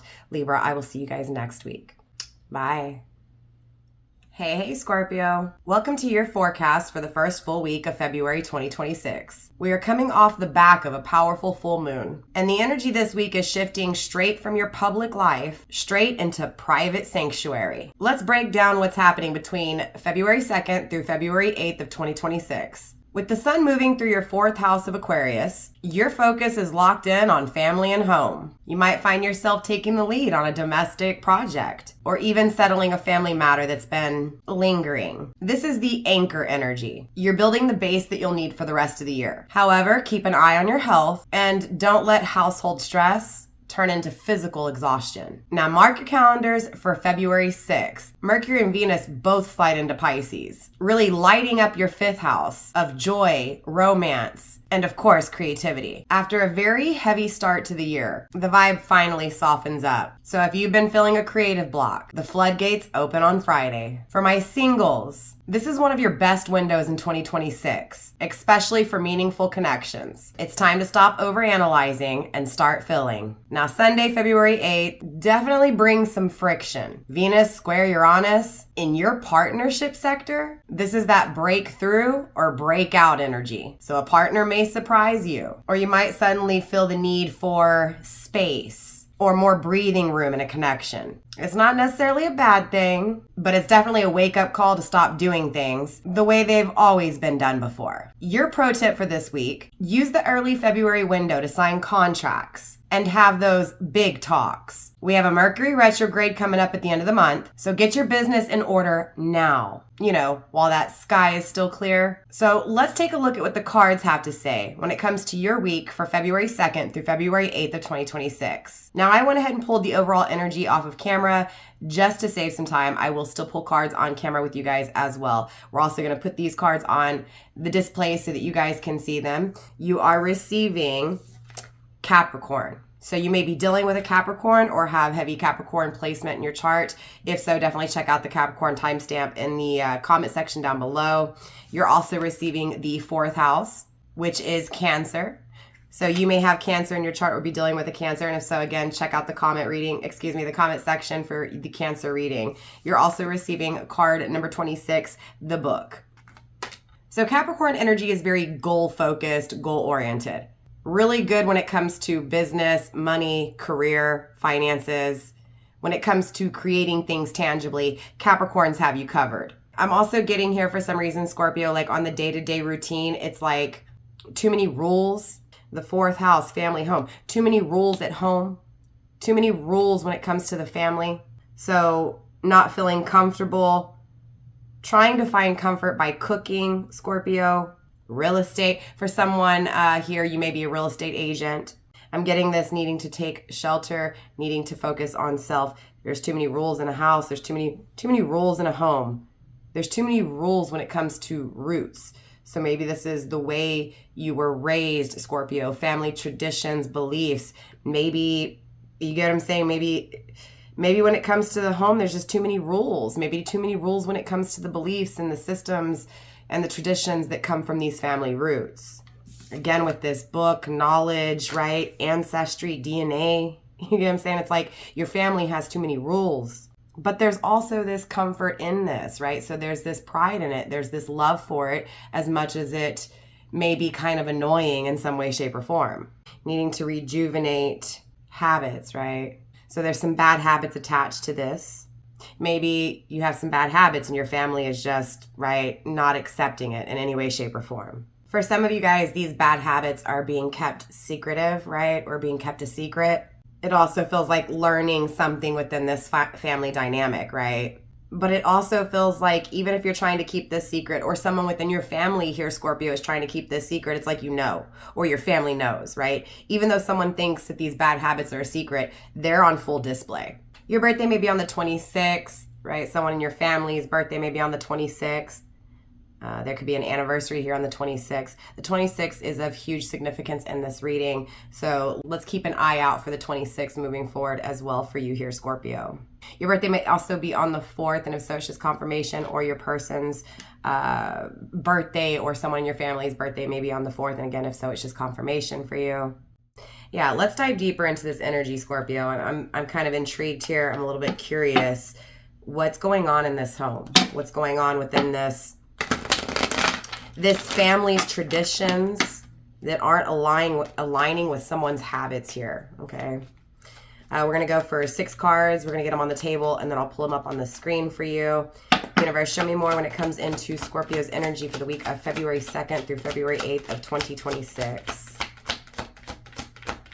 Show me this Capricorn energy, this Cancer energy. We have the 5 of Wands coming through in the upright, the Star card in the reversed. Hidden and not seen, we have the 8 of Wands. Let's get 3 more cards on the table for you here, Scorpio. We have the 3 of Pentacles. That's been a pretty common energy here. So things outside of the home not working out. Possibly third-party situations not working out, karmic relationships, right, being addressed and acknowledged as not working out. So feelings of being, you know, unaccomplished, okay? We also have the 3 of Cups in the reverse, just confirmation for those of you guys dealing with a third-party situation, because it's a coming through, okay? We also have the Decider with the King of Swords coming through. Let me get these cards pulled up on the screen for you guys. Let's talk about it. Scorpio, I mean, clearly there's this energy of being split in two. You don't know which way to go or what to do. Definitely, there's a lot of conflicts, a lot of fighting and arguing within this home. Now I see the need for you to find peace and not let stress at home drain the shit out of you. With the Star card here, it feels like there's dreams being put aside, or there's dreams not being fulfilled. There's dreams not becoming reality, right? So feelings of being discouraged, feeling ugly, feeling rough, like you're not enough, feeling lost, even lazy, right? But I do see with the 8 of Wands, this calm to the storm. So again, just understand that you're protected. So remain centered, Scorpio. Right now, you may not be able to see the truth when it comes to outer things, right? Things going on outside of this home. I'm getting confirmation for someone here that someone doesn't love you the way you love them, or you don't love someone the way they love you. This is a relationship that's not working, or when it comes to someone else on the side, their relationship's not working. It's not reciprocated love, okay? Put it how it applies, because there are 2 3s on the table, right? So there's this tangible third-party situation, and then there's this third-party situation that's felt, that's not actually tangibly experienced. So put it where it applies. At the end of the day, it feels like there's someone here that wants things to move forward and someone else doesn't want things to move forward. Put it where it applies. Okay, so there's this decision that needs to be made, Scorpio, and I mean a final decision. Being very clear with this decision, and you get what I'm saying, passing that judgment down. So someone feeling the consequences, the repercussions to this decision. Something wasn't thought enough into, right? And not enough not enough time was taken in something, so it's not working out. It's not working out. Some home is falling apart because the plans were made prematurely, too quickly, too soon. But learning from it with the book, right? Becoming wiser because of it. So on the day-to-day, having to act like the better person, not feeding into this drama because it's draining you or draining someone here, Scorpio. The Queen of Cups is grounding the overall energy of your reading this week. Right under that with the 10 of Cups. So you get what you want. You get that happy ending. You get that loyal, honest lover. You get that person who understands. I'm getting third house Gemini energy. I'm also getting the fourth house as well, right? So you may be maybe dealing with a Gemini Cancer cusper. Doesn't have to be, okay? That time frame could be of huge significance as well. So mid-May, mid-June to mid-June, mid-July. Yeah, there's someone here who's a total keeper, Scorpio. Or someone's looking at you as a total keeper, right? Things aren't working out for them, right? Feeling discouraged, lacking the motivation, the value, the confidence, feeling split in two, like living one life here, but craving another life here, right? Put it where it applies. Definitely, there's someone here that is losing, right? A tangible home is coming to an end, right? It's being acknowledged as not being equally matched, equally wanted, equally reciprocated. You get what I'm saying? And so it's not working out. It's being acknowledged as not going to work out, trying to handle it in the best way, but moving towards true love, a true loyal friend, a person to love, a person that is a total keeper. It's coming in. It is coming in. But a final decision has to be made in what's not working out. So Scorpio, that is all I have for you guys in this week's Astrology and Tarot. I will see you next week. Don't forget to check out the outro timestamps in the comment section as well. That's where I have the special announcements. So yeah, I will definitely see y'all next week. Have a very transformative week, Scorpio. I'll see you then. Bye.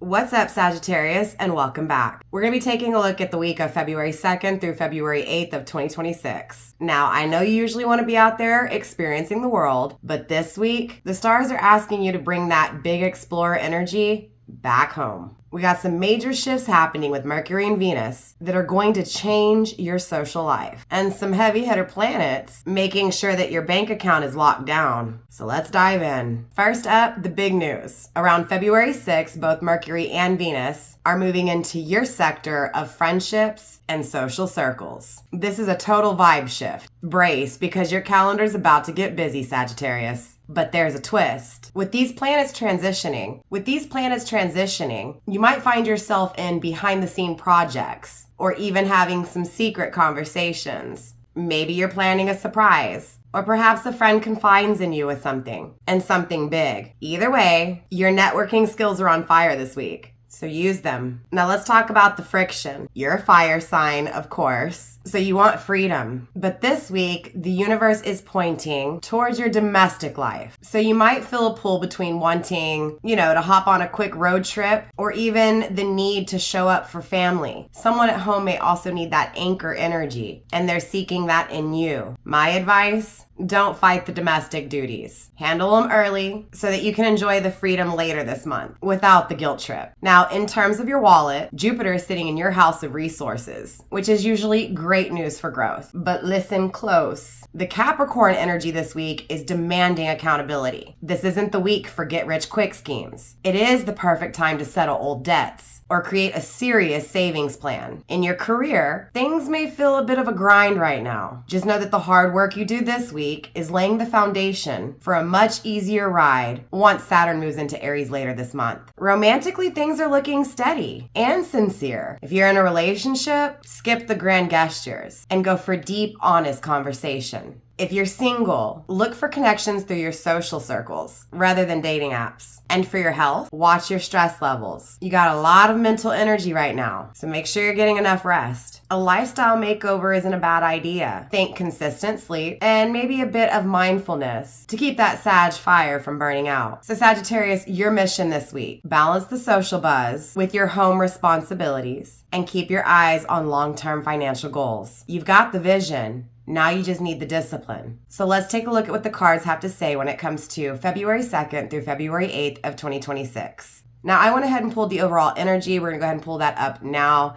You did receive your own energy, Sag, with the card of Sagittarius. You're also receiving the card of Mars, Emperor energy, action-oriented, as well as card number 5, the Tree, which is very comparable to the 7 of Hearts or the 7 of Cups. So Sagittarius, I see that there's something here you're trying to get an understanding of. Okay, you're trying to Take what you know, gain more in order to figure something out here, in order to understand something more clearly. Or maybe someone wants you to understand them more clearly.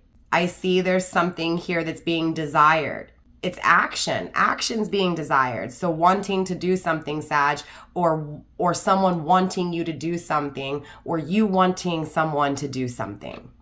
Whatever this is, there's a lot of heat. There's a lot of passion. It feels like competition. So outside of whatever's in this home. Fives symbolize challenge, wars, conflict, fights, arguments, drama.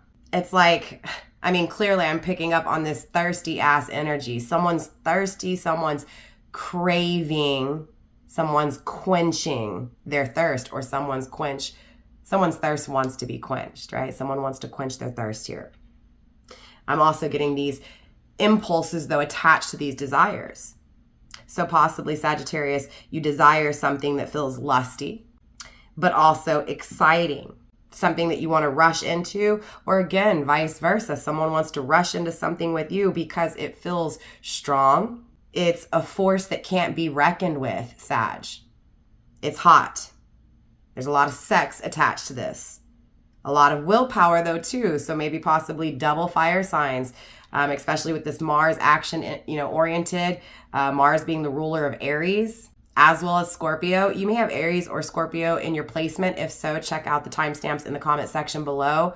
Check out the Scorpio as well as the Aries reading. The fifth house, that's Leo energy. You may also be dealing with a Leo or have Leo within your placement. Of course, check out the Leo timestamp down below in the comment section as well. There may be more messages there for you. There's something here that the potency is very, very much, right? It's very potent, very powerful, but also conflict involving it, challenge, war to get it. So desired, not had. Trying to understand something, trying to understand the desire for something that's not had, that was once experienced, but is now desired. It's like this engine that's revving up, but I'm also getting anger attached to it. So it makes someone mad how strong this connection is.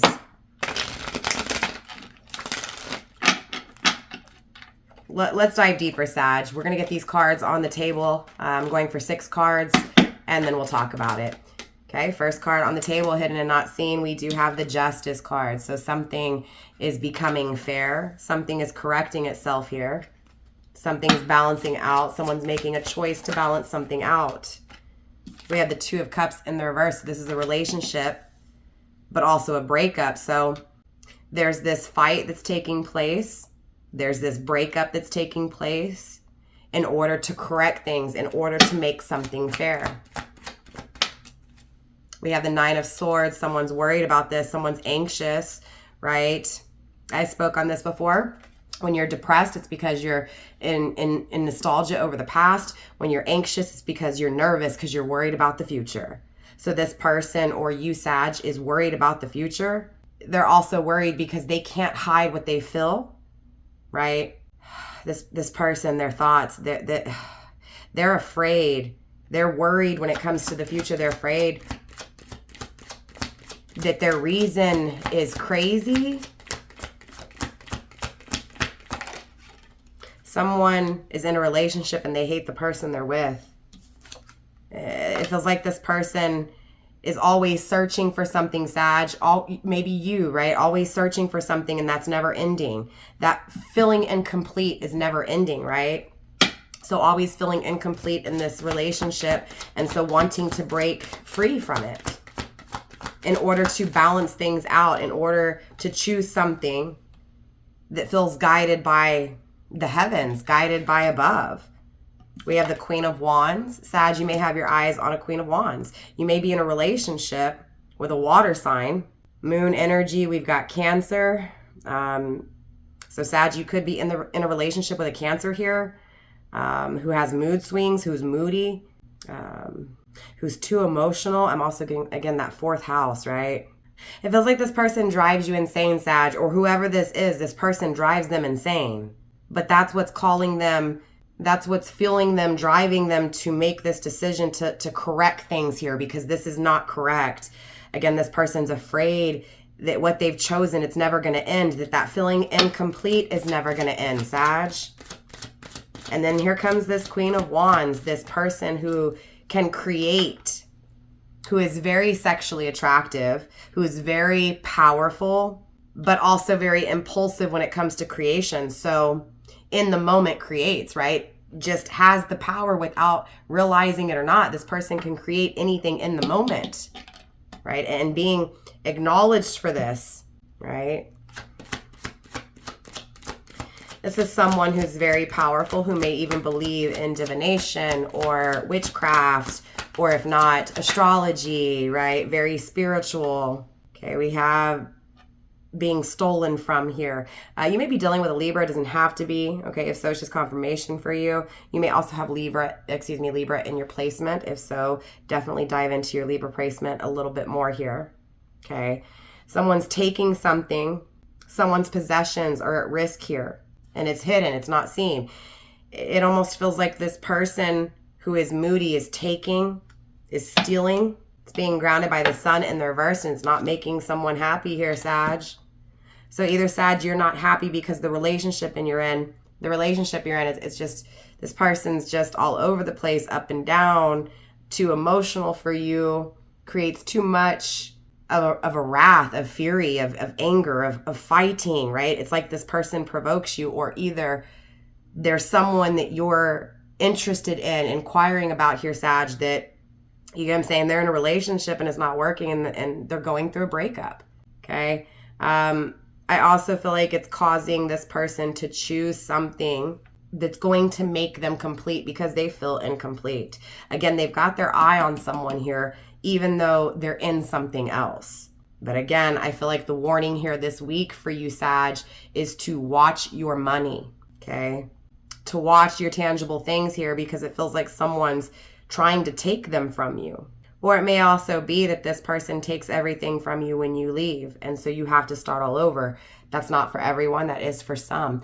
Maybe someone here, Sag, is refusing to see that, and that's what needs to be seen. If this resonated with you, hit that like button, subscribe, and don't forget to hit that notification bell so that you're notified for my weekly uploads. Also, Sag, drop a comment and let me know. Have you been feeling like a homebody lately? Or are you feeling more social than ever? See you in the next one, Sag. Peace out.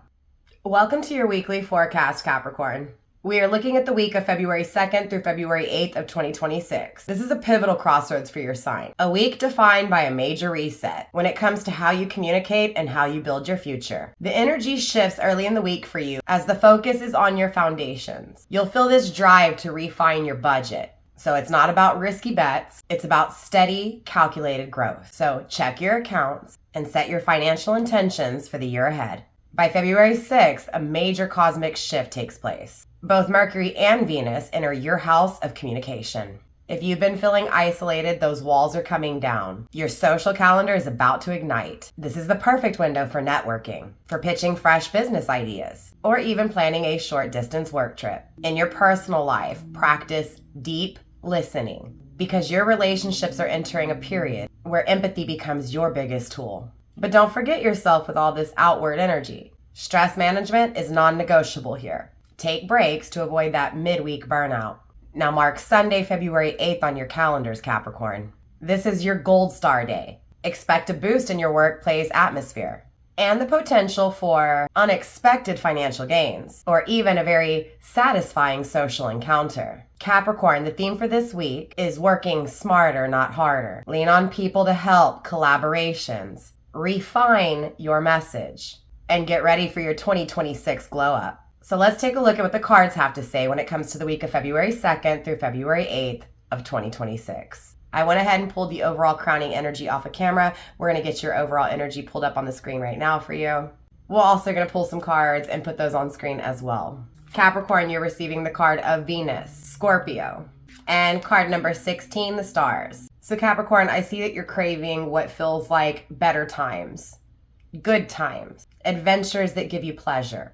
With Venus energy, this is really particularly pointing to love and relationships, your personal life, not necessarily your business. So wanting to spend time with your partner or the people you love, wanting to go on trips, adventures, experience good times and good things with the people you love. With the Scorpio card, though, it makes me feel like there's a transformation needed when it comes to this. So the lack of it, wanting to transform things in order to be able to, again, enjoy life, enjoy better times. Either way, the cards are on the table for you. Your life is transforming, Capricorn, in ways that I don't think you can even imagine. Those good times you crave, those pleasurable moments are in store, right? Your life is changing and these great things are coming. With the stars here, I mean, your wishes are being fulfilled, Capricorn. Wishes are coming true for you. Very lucky stars. And this applies to the esoteric realms as well as those magical realms. This is also divinely guided, Capricorn, meaning it was meant for you. It is meant for you. It is meant to be. It is meant to happen. You may be looking for direction or even guidance in regards to how to make life more pleasurable. It's happening. But there's also this work that needs to be done with you with this card present, meaning there is this need to face your true north. Your truth, Capricorn. Your truth when it comes to your dreams, your wishes, and you being deserving of those dreams and wishes. If you are in a period of confusion, Capricorn, I see you leaving those murky waters, those cloudy days, those foggy days. And so those clouds dissipate and the road becomes more clear for you, Capricorn. I mean, with the Scorpio energy, it also feels like your life has just been so intense that this transformation is going to give you peace that you've never experienced before. I'm also getting this primal instinct, but this obsession connected to it. So being obsessed with something instinctively or animalistically, right? So maybe Capricorn, there's something here, you know, this deep desire for something lusty or tangible or materialistic. But with the Scorpio energy, you've also got this mysticism, but also this manipulative, compulsive destruction. So maybe possibly your life transforming because of you changing some of your destructive habits, Capricorn. So again, universe coming through and saying, hey, look, we see how far you've come. We see how much you've changed those destructive habits. And again, this is why your dreams are coming true, because you've changed things in a great way, in a good way, in a healthy way for yourself, Capricorn.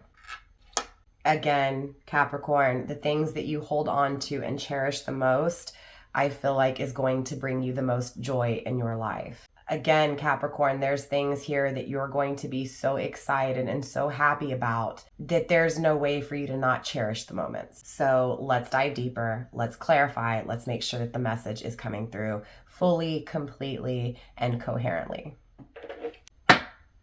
We're going to go for 6 cards. We'll pull them up on camera and we'll talk about it. We'll make sure again that it's coming through very clear. First card on the table, Capricorn, you are receiving the 4 of Swords in the upright. Okay, so needing to rest or needing to give something a rest.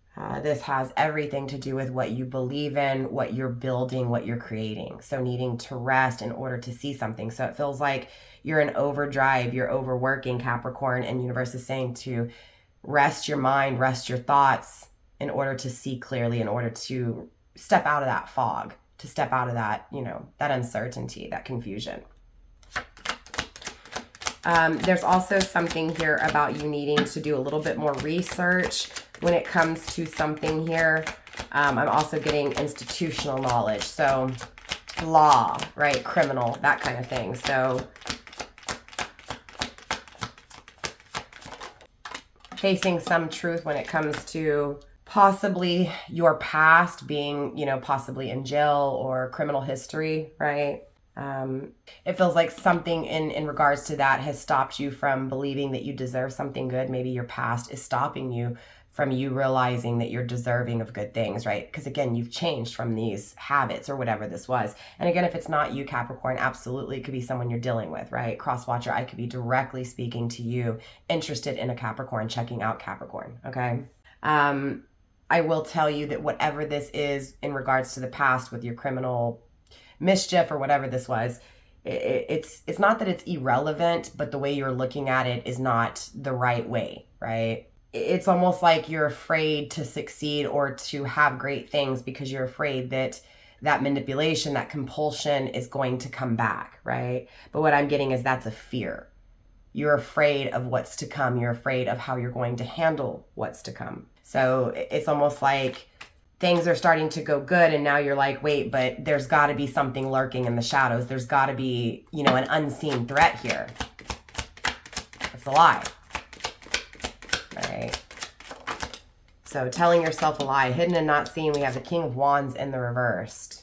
So Capricorn, there's someone here that's very petty. Maybe this is you in your past. Maybe this is someone you're dealing with, particularly a masculine energy. Okay, we have the cusper energy between Sagittarius and Capricorn. So your birthday could be mid-December.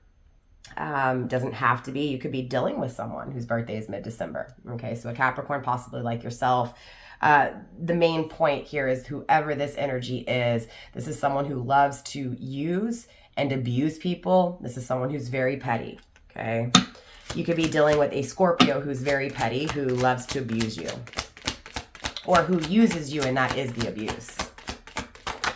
Hidden and not seen. That could also be this unknown threat. For some of you guys, there could be a warning here in regards to a Scorpio and not seeing this person as being a threat, right? Especially if you're already dealing with a Scorpio and it's this Scorpio who is manipulating and being compulsive here, okay? Yes, this could be an aspect of yourself, but it could also be someone you're dealing with, okay? Absolutely, there's someone here who loves to obsessively abuse someone here, take advantage of. This is someone who cheats, who creates a lot of pain and injustices. Maybe this is the way you used to be in your past. Maybe this is what you've changed from. If you're dealing with someone like this, I am getting a change in this energy, a transformation in this person's energy. So again, if you're dealing with a Scorpio or even possibly a fellow Capricorn like yourself, Sagittarius, Capricorn, Cusper, or even a Sagittarius. I mean, it doesn't even have to be. Zodiac signs are kind of irrelevant. It's the placement of the energy, right? Again, someone who is just an abuser, who's compulsively, obsessively manipulating and lying and cheating and stealing and taking advantage of. But this energy changing, Capricorn. So whether it's you or someone you're dealing with, there's a transformation here. There is a change that is taking place in order for these dreams and these wishes to come true. So if you're dealing with someone like this, your dreams are coming true when it comes to this person's transformation. If this is you, again, your dreams are coming true. Things are transforming for you. I feel like whoever this is, whether it was you or someone you're dealing with, they just didn't fully understand, or they couldn't tell the difference between one thing and the other. So it feels like making room for all of it, right? Does that make sense? Like, this is someone who didn't understand the difference between love and lust, right? Something to that extent, creating that oppression, creating that injustice. Okay, you're also receiving the Queen of Cups in transition. Let's get that final card on the table for you as well here, Capricorn. Okay, and that final card on the table, we do have the Four of Pentacles in the reversed. Okay, let's go ahead and pull these cards up for you on screen. Your overall energy is being grounded by the High Priestess in the reverse. For some of you guys, Capricorn, you could be dealing with a Cancer who's very emotional. You could also be embracing Cancer energy or have Cancer in your placement. If so, check out the Cancer reading down below. There could be more messages there for you in correlation to this reading, okay, in connection to. This feels like having someone who's very loyal, or being someone who's very loyal, right? A real true friend, someone you can confide in, someone that can confide in you, right? Someone you can trust, someone that can trust you. Stepping out of this energy to this unfaithfulness. So you get what I'm saying? For some of you guys, the transformation, again, is with someone who you thought was loyal and found out they weren't. But again, the change is still taking place, right? Someone who was once manipulative is now becoming more sensitive. For some of you guys, it could be opposite. I'm not really feeling that, but that's not to say that it's not. That's not to say that there's someone here that you thought was faithful and the change takes place and you see that they're not so faithful. This change could be you transforming things and making the decision to no longer be You get what I'm saying? Manipulated by this energy. So either this energy is changing or you're changing things when it comes to this energy, period. The fourth house is ruled by the moon. And again, you have the high priestess, which has moon kind of energy associated with it. You get what I'm saying? Lots of illusions finally being seen. Lots of things that you were afraid of finally being confronted and overcame, right? It feels like there's someone here that is refusing to see the truth or had refused to see the truth, was refusing to see the truth, period, right? So, causing isolation, causing someone to feel alone. This could also be because this person felt alone. You know, they always isolated themselves, thus refusing this truth, right? I'm too good for you, right? Someone here feels like they were too good for you, or maybe you feel like you were too good for someone here, Capricorn, right? Maybe this is you not being sensitive when it comes to someone, right? At the end of the day, the reading that I'm getting that's coming through the most strongest is that someone is stuck when it comes to developing. And so this change is needed. This transformation is needed. It's taking place regardless, but someone has been stuck for a really long time in what feels like developing, right? Taking forever to figure it out, taking forever to overcome this manipulation, this destruction, these destructive, manipulative ways. So Capricorn, if this was your past, again, it just feels like you were stuck in what feels like a destructive cycle for a long time and overcoming it. And again, those wishes coming true. For others of you guys, this is someone you're dealing with, and those destructive habits, again, stuck in them for a really long time, changing, transforming, or Capricorn needing to transform things by changing things and destroying things with this obsessive person. So to each their own. There was 3 little messages kind of coming through here at one time. Yeah, there's this need to make something like old, dead, and gone, right? To become a fossil, okay? So not necessarily forgetting about it, but putting it to laying it to rest, right? So laying the past in the past, laying it to rest, right? Remember, we've got that overall energy. I'm going to put it on the screen really quickly for you somewhere, probably over here, right? We've got that Strength card, that Tower, that Star card, that 8 of Cups, that Hermit, overall affecting this energy, right?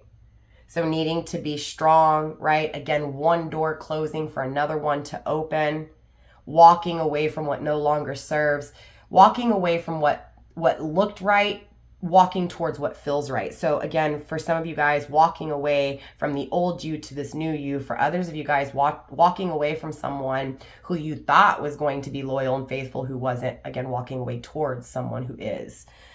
With that Hermit, I do see isolation, though. I see this alone, needing to pull away and focus on self, which is very contradictory to your astrology, right? So your astrology is saying to take a break, to rest those thoughts, and to focus more on the people around you. But your tarot is saying kind of completely opposite. You've got this pull going on, right?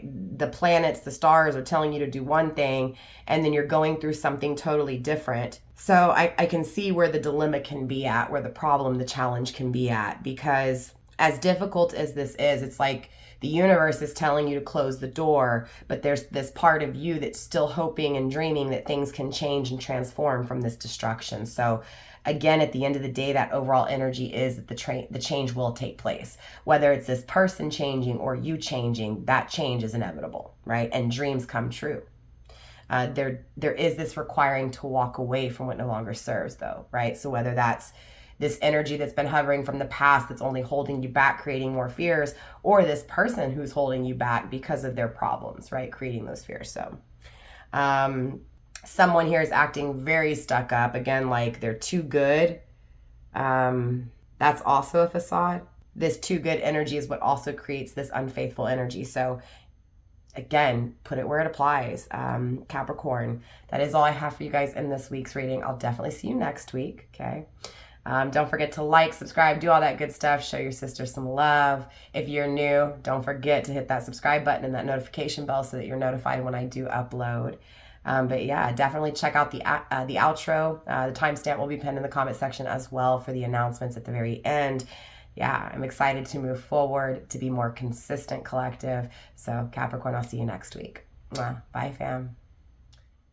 Welcome to your weekly forecast, Aquarius. We are officially in the heart of your season, and the energy between February 2nd of 2026 through February 8th of 2026 is all about taking the throne. We've just come off that high intensity of that full moon in Leo on February 1st, and now the dust is starting to settle. First, let's talk about your identity. With the sun still illuminating your first house, the spotlight is on you. You see, last week was about what others needed. This week is about what you desire. On February 3rd, your ruler, Uranus, stations direct. You might feel a sudden electrical urge to change everything. Your hair, your job, shoot, even your location. But hold that thought, Aquarius. While that urge to be a rebel is very strong for you, the stars are suggesting that you wait. Use this week for strategy, not the execution. You are building a new version of yourself, and that requires a blueprint, not just a wrecking ball. Now let's talk about your wallet.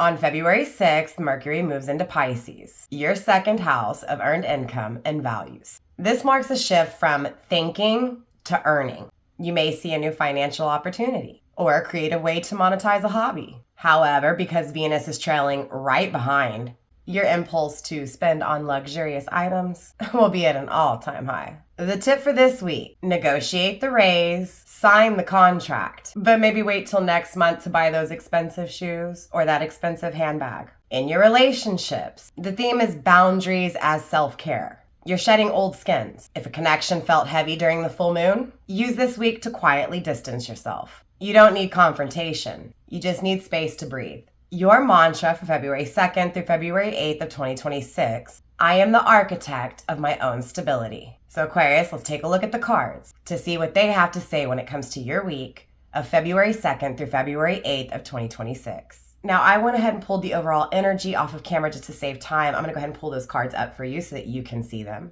You received your own energy, the card of Aquarius. You are the second zodiac sign this week to actually have 2 out of the 3 cards be your zodiac sign. You're also receiving the 11th house, which you rule, Aquarius. And card number 8, the coffin. We're going to talk about it, and then we'll pull 6 cards to clarify the energy here on camera. I'll also pull those cards up as well. So there's something here, Aquarius, that's heavily thought about, that wants to be experienced. This feels like discovering something new, something not had, something not experienced. So an experience not discovered yet, an experience not had yet, but thinking about it a lot. So it feels like there's all this electricity, this excitement to discover something new. Thinking about discovering something new, Aquarius. So this is about what you see, what you envision for your future. Something new, something different, a different way of doing things, a different way of experiencing life. With the 11th house, Aquarius, this is your friends. This is the things that you create with your own hands. The people around you, your community, how you see the world, the people, how you see the people in this world. There's this hope, having the right community, having the right friends, having the right people around you, discovering it, right? But also festivities, celebrations, excitement, right? So enjoying life's exciting times, electrifying times. So there's this need to find people in your life who share in these common wants and desires of new things, new ideas, different ways of doing things, right? So again, really wanting to align your outer world with your inner. Again, this rebellion with the 11th house is very strong, Aquarius. Rebel mentality when it comes to your future. When it comes to this experiment, when it comes to this new adventure, this new journey, this exciting journey. So for some of you, Aquarius, maybe you're denying it. Maybe you're dismissing thoughts of it, or maybe you're dismissing the idea of having it. Maybe the way you're thinking about it is causing issues when it comes to creating it. Or again, maybe you're just not aligned with people who share in the same new perspective. So with the coffin here, there's this need to put an ending to something, to put something dead down, way down deep in the dirt, right? To really cover it up, to hide it, out of sight, out of mind. So something coming to an end, something being buried and forgotten in time. Someone's birthday could be on the 11th. If so, it's just confirmation for you. The coffin is also card number 8, so your birthday may be on the 8th. If so, it's just confirmation for you. You may be a life path number 8. So I am getting confirmation of stagnation. So stagnation when it comes to the experience that's desired, this new journey. But I'm also getting an ending as well with this coffin. With this goodbye comes sadness, comes grief. For some of you guys, this could have been a death, Feeling sadness and despair because of this ending, because of this goodbye. For some of you guys, this could be just saying goodbye to a person or even someone you love, family, platonic relationships, because of them not aligning with what you truly desire. So with this card comes emptiness. For someone here, there's a need to end a relationship. So sickness and finality. For some of you guys, this was, laying someone to rest because of sickness. So there's this finality. Again, I'm also just getting the last nail in the coffin, like this is the final time. This is the final goodbye. So goodbye for good. For someone here, there's also financial loss with this card. Again, for someone, there's this business that goes bankrupt. But let me bring up the overall astrology again real quick. With that 8 of Cups, right? Obviously, we have the Strength card needing to be strong. That Tower moment, because one door is closing. The Star, right? Moving into that Star energy where when that door shuts, a window slams open. If you missed the overall astrology, that timestamp's in the description box down below. Check out the overall astrology. But more importantly, moving into that 8 of Cups, walking away from what looked right, going towards what feels right. Again, aligning within. So when something goes bankrupt or something comes to an end, that door, that window is swinging open and a new opportunity is there because, again, instead of living this experience of what you saw in front of you, you're now going to live an experience of what you feel inside that you deserve that wasn't aligning for so long.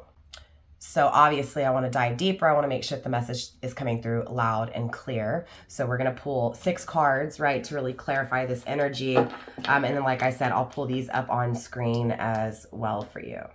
So discovering a new experience, but also having to finally say goodbye to one experience in order to live this new desired experience. Universe, let's clarify this energy for Aquarius, please. Make it make sense. First card flipped is the, I cannot speak, the 4 of Cups in the reverse. We're going to get all the cards on the table, Aquarius, and then I'll pull them up on screen for you. Universe, let's get 5 more cards for Aquarius, please. Second card on the table, hidden and not seen. Hidden and not seen is the 10 of Cups in the reverse, so an ending to a love story. Okay, so just confirmation for someone here that a relationship is coming to an end. There's also this separation I'm feeling as well. Universe, show me more, please, when it comes to Aquarius's energy. We have the King of Swords in the reverse. And that's interesting because in the upright, this is someone who can make those final decisions. In the reverse, this is someone who is having a hard time making that final decision. Something's lacking. There's not enough here to make that final decision, to end a business, to end a relationship. More so focused on ending this relationship, okay? Because we don't have pentacles on the table so far. Yes, it is affected, it is here, but it's not the focus. The focus is love as of right now. We have the 5 of Wands in the upright coming through as well. Universe, 2 more cards for Aquarius, please.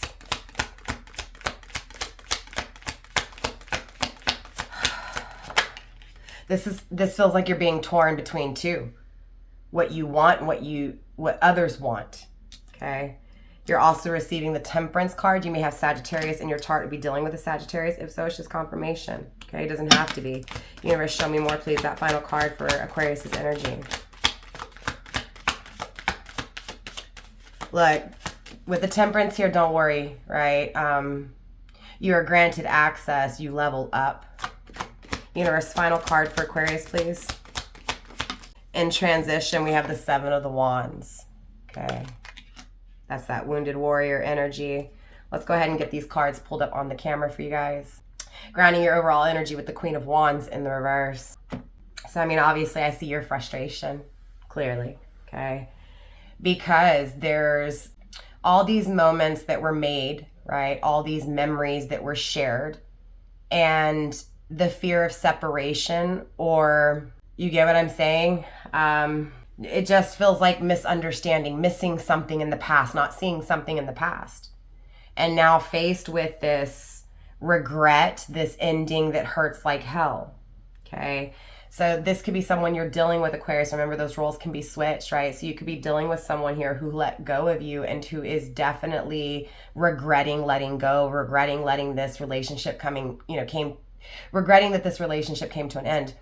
This could also be you, Aquarius. So take it and put it where it applies, okay? At the end of the day, there's someone here that just can't let go of something that's come to an end, okay? Now, here's the crazy thing. I feel like this is where this indecision, this indecisive energy is coming from. It's this person is having a hard time of making the decision to finally say goodbye, right? That's why the overall energy is the need to say goodbye, right? So in other words, the past can't be fixed. So all that's left to do is move forward, right? So there is this separation, there is this relationship that came to an end, and the need to finally say goodbye, okay?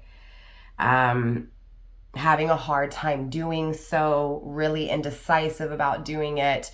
At the end of the day, the incomplete is still here. So with or without this person, especially the without, there's definitely this, I'm incomplete without this person, right? So this is why it's so important to finally say goodbye to this person, or to finally say goodbye to the past if you're dealing with someone who needs to let go of what's ended between you two, right? At the end of the day, there's someone here where a relationship is end and they need to let go of it because it's actually stopping them from having true love, from having what they truly want, right? Because again, they're incomplete.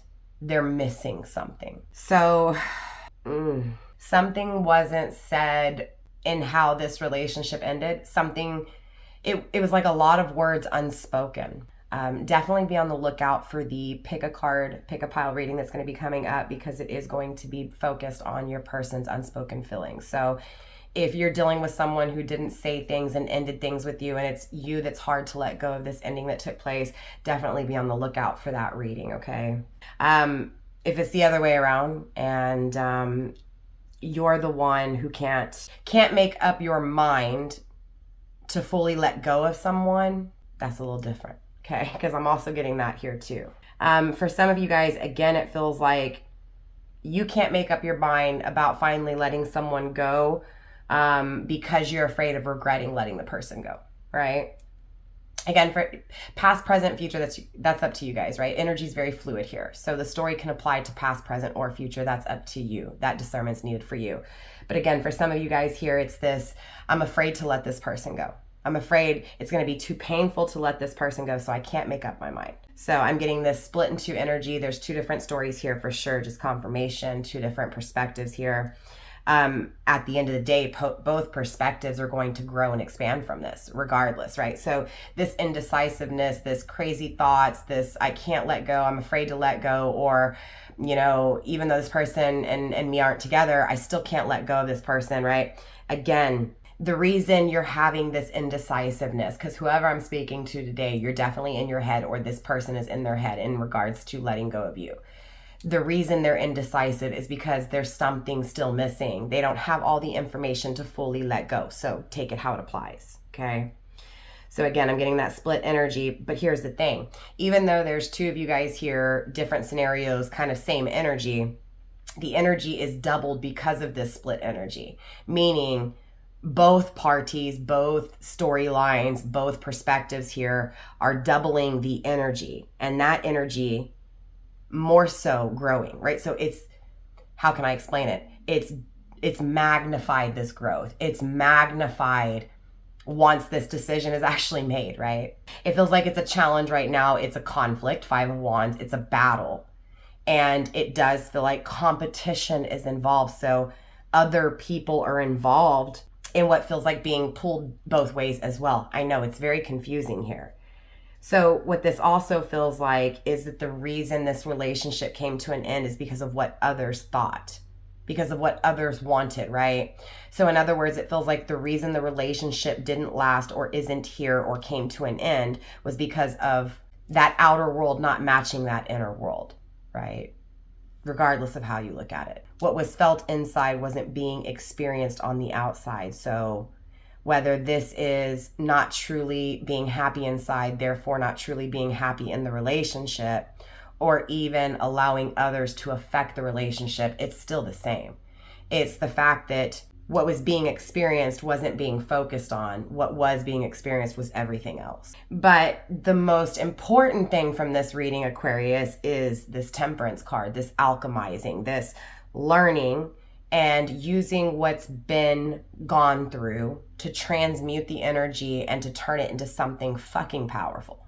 This is being blessed beyond your wildest dreams. This is divine blessings. This door is closing so that something else can open. And again, that is divinely guided here. It's written in the stars. You're being navigated, directed to something else that aligns with what you feel in here, right? Again, it feels like this transformation, this transmutation, this blessing that comes for you, Aquarius, it gives you so much joy.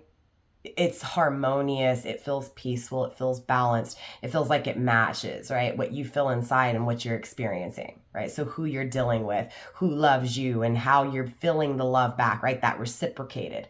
So it feels unreciprocated. And now that door closing, finally saying goodbye and finally having the love again that you deserve, okay? You're leveling up in partners. You're leveling up in the relationship. Okay, so this Seven of Wands energy and transition. So coming out of this not fighting for, or what feels like fighting for something for so long and no longer fighting for it, right?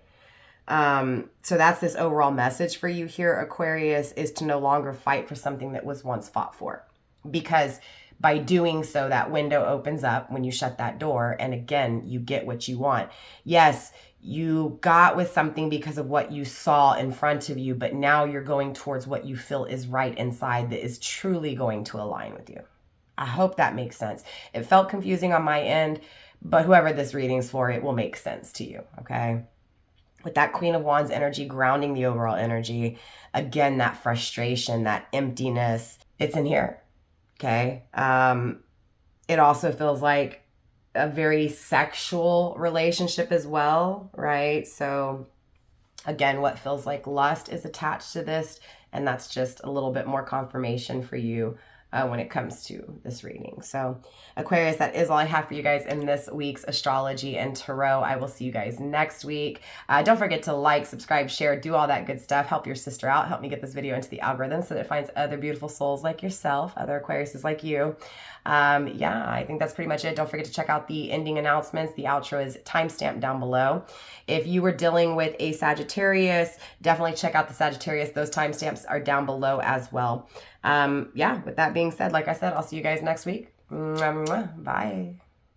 Hello, Pisces, and welcome to your weekly forecast for February 2nd through February 8th of 2026. This week is all about the transition from the quiet shadows of your subconscious back into the light of self-expression. You are clearing the deck for your upcoming birthday season. We start this week with a major shift. On February 3rd, Uranus stations direct, finally clearing away those mental blockages, those ones that have been hovering since last year. So expect to feel a sudden surge of clarity. Midweek brings a mix of luck and tension. On February 4th, Jupiter, your traditional ruler, finally moves direct into Gemini. This signals that a long-standing domestic or family issue is starting to resolve. However, be careful on February 5th. Mercury squares Uranus, which can make your words come out stronger than intended, or sharper. If you're feeling impulsive, take a breath before hitting send. Now, the energy shifts beautifully on February 6th. As Mercury enters your sign, Pisces, your intuition is peaking, and the ability to communicate your dreams to others, it's going to become much easier. This is the perfect time to start a creative project or a dream journal.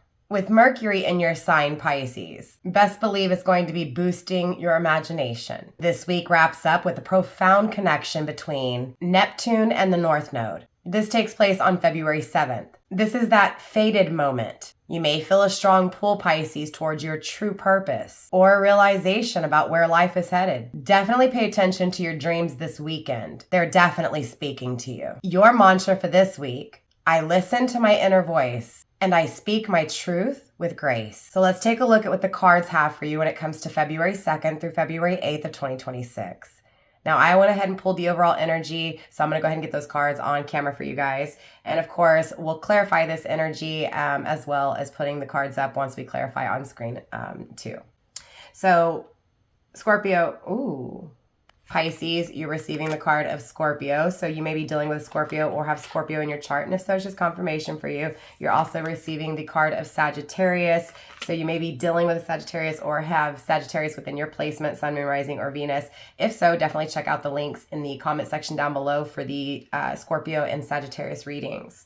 You're also receiving for your final overall energy, card number 31, the Sun, masculine energy, right? Someone here may be 31, if so, it's just confirmation for you. Or you may be dealing with a Scorpio or Sagittarius that's 31, and that's just confirmation for you. Again, doesn't have to be. Something's definitely resurrecting. Something pure is resurrecting.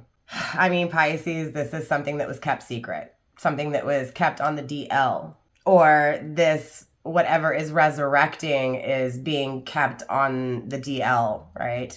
It's being kept a secret possibly from you, or you may be keeping this a secret from someone. This feels like something that you may have lost control or felt like you didn't have control over, or you feel like you don't have control over. This is like not only something powerful, but it's like the highs were really high and the lows were really low.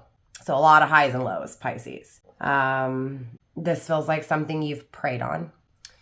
This feels also like a trip, like an experience or a journey that may require, right, traveling trip. But this feels like whatever this trip is for you, Pisces, it's definitely, you're excited about it. Something that you're doing on your own independently, right? During this time of whatever this is for you, Pisces, you're going to have a lot of money. You're going to be able to, spend your money on what you want to spend it on, how you want to spend it. I mean, for some of you guys, this could absolutely be leaving a relationship or leaving, to finally do something on your own. This could also be reversed, and I could be directly speaking to you, cross-watcher, interested in the Pisces. It could be you wanting to travel, or Pisces, this could be your person of interest, right? So flip those roles if you need to. Energy is very fluid. Do what you need. This is definitely taking a voyage, taking a trip, okay? Taking a trip that makes you feel good. It feels like a risk though. So it's something that there is something you may have to sacrifice in order to take this adventure, to take this voyage. And it feels bareback, like not bringing much with you. But you're going to have so much money to buy everything. So you get what I'm saying? Like if this is a trip and it's not leaving to create your own, this is just going on a trip by yourself. And again, having so much money, Pisces, to be able to do so that you don't even have to pack. You could just pack. You know what I'm saying? You're just taking yourself there, because once you get there, it's like you're buying everything new. It definitely feels, again, like it's a risk. It's an experiment, but there's nothing holding you back when it comes to this. This may be your dream, Pisces. What I'm really getting for you though is that success is taking place. It's happening. It's here. I mean, the Sun card is everything that you've worked hard for paying off. It's getting that luck, right, to finally be on your side. It's a very positive card, Pisces. It's a very warm card. And it's also enlightening, right? It makes you see things that you didn't see before. It's a cheery time. I mean, again, this voyage is making you extremely excited, Pisces. It's very significant. It feels like an achievement. It feels like a celebration to how hard you've been working and how far you've come.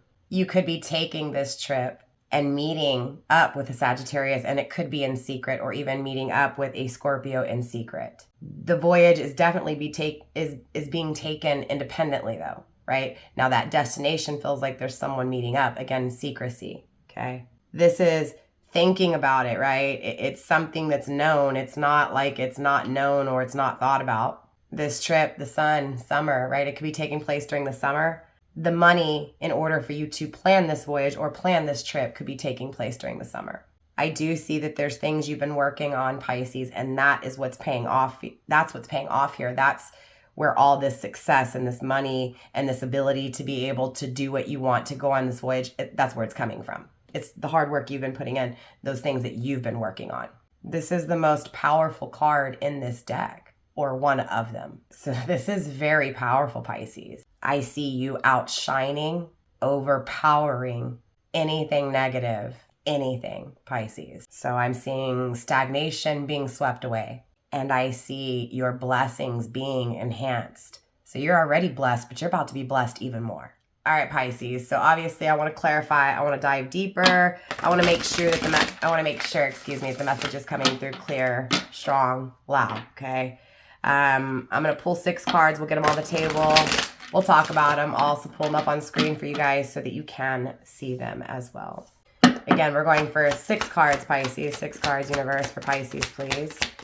Clarifying this transformation, this trip that creates this transformation, or this transformation creating this trip, right? So there is this change in order to have this voyage. Okay, I'm definitely getting that. We have the Justice card in the reversed, Pisces. Okay.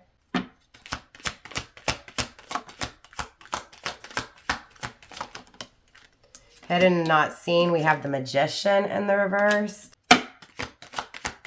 I don't like this energy. I don't like whoever this is. Hidden and not seen, we've got the 7 of Wands.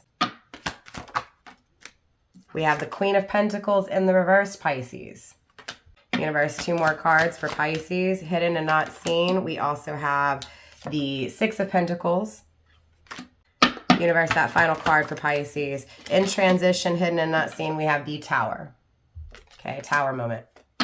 Grounding the overall energy with the 6 of Swords in the reverse. So traveling back to something, or something traveling back to you. So this voyage is possibly meeting up with someone from the past, or meeting up, or maybe you're going to run into, right? Or maybe someone's planning to run into you on this voyage. You get what I'm saying? There's someone here in secret, or there's someone here that you are secretly meeting with here. That is what this reading is in regards to. It's someone who, it feels like there was an injustice between you two, but this is absolutely cheating taking place. I'm also getting attached to this cheating. It doesn't feel right, or something about it doesn't feel right. Or maybe the reason that the unfaithfulness is taking place is because something doesn't feel right. Take it how it applies. Cross watcher, you're welcome here too. So Pisces, remember that this could be a reading for someone who's spying in on you. Okay, so if it's not making sense, just understand that role is being switched. Okay, again, these are collective readings, so take what resonates, leave what doesn't. Something's not right here though. Someone's lying, conning, right?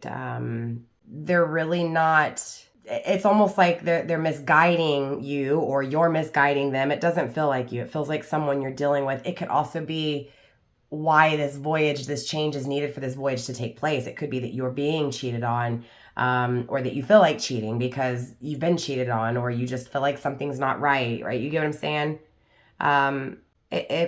It almost feels like creating something that's not right. And it could be because of finances, right? Like maybe you depend on someone here and that's why you're with someone, or again, someone you're dealing with, the reason they're with someone here is because they're depending on them financially.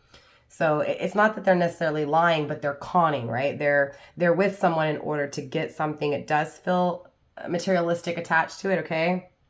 But I'm also getting like misdirected, right? This is the wrong direction, the wrong way. It's not right. It's imbalanced. You get what I'm saying? It's oppressing. It's keeping someone down. And during this time of being kept down and oppressed, it's like visualizing, working on self, trying to be the best, right? Trying to be mentally better, physically better. But again, it's not the right direction. So it's not meant to fit. So that's why these visualizations, that's why this work is being done, right? When it comes to your energy, when it comes to manipulating, whether this is what you manipulate or who, it almost feels like if it is you manipulating, it's you manipulating, yourself to stay in something for the wrong reasons, right? Is what it feels like. Or if not, your person is staying in something for the wrong reasons. Again, materialistic reasons. That is the manipulation that I'm referring to, okay? The manipulation of power, of energy in order to accomplish something, right? So to get something. Again, whoever this is, best believe, Pisces, they're definitely searching for meaning in life. They're searching for meaning in something where there is nothing. There is no meaning to this misdirected, wrong way. I mean, not to laugh because I know this is serious, but you get what I'm saying? Like, as much as it may not be being seen, Pisces, it is what it is, right? It feels like whatever this is a vice, right? So this going to meet with someone's secret is because something's not working out here, right? Again, because it's not really meant to be in, it's just being manipulated. I'm using it for this reason to get this. So this is my vice. This is my substance. My substance is tangible. It's materialistic. It's money. But I'm not happy, right? There's this discomfort here. So it's like everything's fine financially. Everything's great financially, but look, there's no cups on the table at all. We've got the Six of Pentacles, the Queen of Pentacles. You get what I'm saying? The Magician, the Justice, as well as the Seven of Wands, and the Tower. The Tower is needing to end things in order for new things. I mean, it's the overall energy. Let me go ahead and pull that up for you. The overall astrology, the tarot to match the astrology for the week for you, Pisces. I mean, you're literally looking at one door closing, but a window blowing open for you. So it does feel like finally seeing the truth that it's not comfortable, whatever this is. It's comfortable financially, but it's like love and lust is missing, because with the Seven of Wands here, it's fighting for it, or it's the need to fight for it, Pisces, right? So maybe passion's lacking in your life. Maybe the sex life is lacking. The love life is lacking with this person that you're with. And so it's this crave for a change, right? And so again, going off somewhere on a voyage, on a great voyage. Don't get me wrong, the voyage is great. It brings excitement and happiness. It feels like the right direction, right? But again, it feels like guilt is attached to it. Regret, like, oh my God, I'm sorry for what I've done. I can't believe I keep doing this, right? So again, not being comfortable, even though it's making you extremely happy to go on this voyage. For some of you guys, this voyage, it's not that it shouldn't be done in secrecy, but it feels like needing to stop using whatever this is and just cut clean, right? So there's this need to shut a door so that this opportunity of happiness, this voyage of happiness comes. For some of you guys, you don't see this voyage. This person that you run into, that you meet, yes, it could be someone from the past. It does feel like it with the Six of Wands in the reverse, like someone from the past kind of coming back around. Again, it doesn't have to be that you're planning to meet this person in secret. It's that the universe could be keeping this a secret from you, right? Not happy, things just financially working out, but everything else not working out. You go on this voyage and you meet someone. For some of you guys, this needs to come to an end in order for this voyage to take place. For some of you guys, you don't care. You're taking this voyage, without ending a cycle and creating this independent cycle. I still see you going alone by yourself on this vacation. You're not taking whatever partner this is with you, but it just feels like seeing the truth, or needing to see the truth in order for that window to open. So again, for some of you guys, Pisces, this is a complete secret for you, right? You don't realize that this journey, this voyage exists, and that this voyage would bring you that happiness and success. So yeah, you get what I'm saying? It almost feels like, for those of you guys where you are intentionally secretly sneaking off, right, on a voyage with someone, I am getting some danger attached to it. It feels like violence attached from whoever this is that you're leaving behind to go on this voyage, okay? I'm definitely seeing what feels like you may get busted. Even though it brings you happiness, you may get busted on this voyage. Mars is action oriented, so whatever action you have brings some kind of violence attached to it, or ruin, right? Like fall. So like I said, what it's feeling like is this person who you secretly sneak off away from, okay, not to, but from. It's like they find out that you've met someone else here, or that you ran into someone else here, or that you left them and then you found someone else from your past. You get what I'm saying? But there's this anger attached to this person. So there is warning coming through, right? Just to keep your guard up and to be cautious here. So What I'm really getting for you, Pisces, is this is a time to be very rational, okay? To avoid confrontation with whatever this violence, this ruin, this fall is, because it feels like someone's confronting you here about your actions. This could also be something from the past that's being brought back up as well. And again, it closing that door, leading you to this other option again with someone from your past. I know it's a little bit all over the place. It almost feels like you're going to get lost in this pleasurable experience, and then someone's bringing this situation that you're being advised to avoid. So Pisces, with that being said, that is all I have for you guys in this reading. I hope it resonated. I hope it brought you some form of clarity or confirmation. I'll definitely see you guys next week, Pisces. Don't forget to check out the outro right after this reading, right after your reading, for my special announcement. And yeah, don't forget to like, subscribe, share, do all that good stuff. I will see y'all next week. Bye, Pisces. Well, thanks for making it to the very end of this video. So a special announcement for Valentine's Day, I am going to be giving 4 of my lucky subscribers one of my Blueberry Muffin Cosmic Bath Bombs. All you gotta do is hashtag Valentine, be subscribed to my YouTube channel, be 18 years of age, and of course a US resident. YouTube is not connected to my giveaways in any way, shape, or form. I'm also going to be giving an extra entry away for free for all of my members, 8 a.m. every morning. A little special something for your chance to get another entry into this giveaway. I will be announcing the winners on Valentine's Day, February 14th of 2026. So good luck, fam. I'll see you then. Love you. Peace out.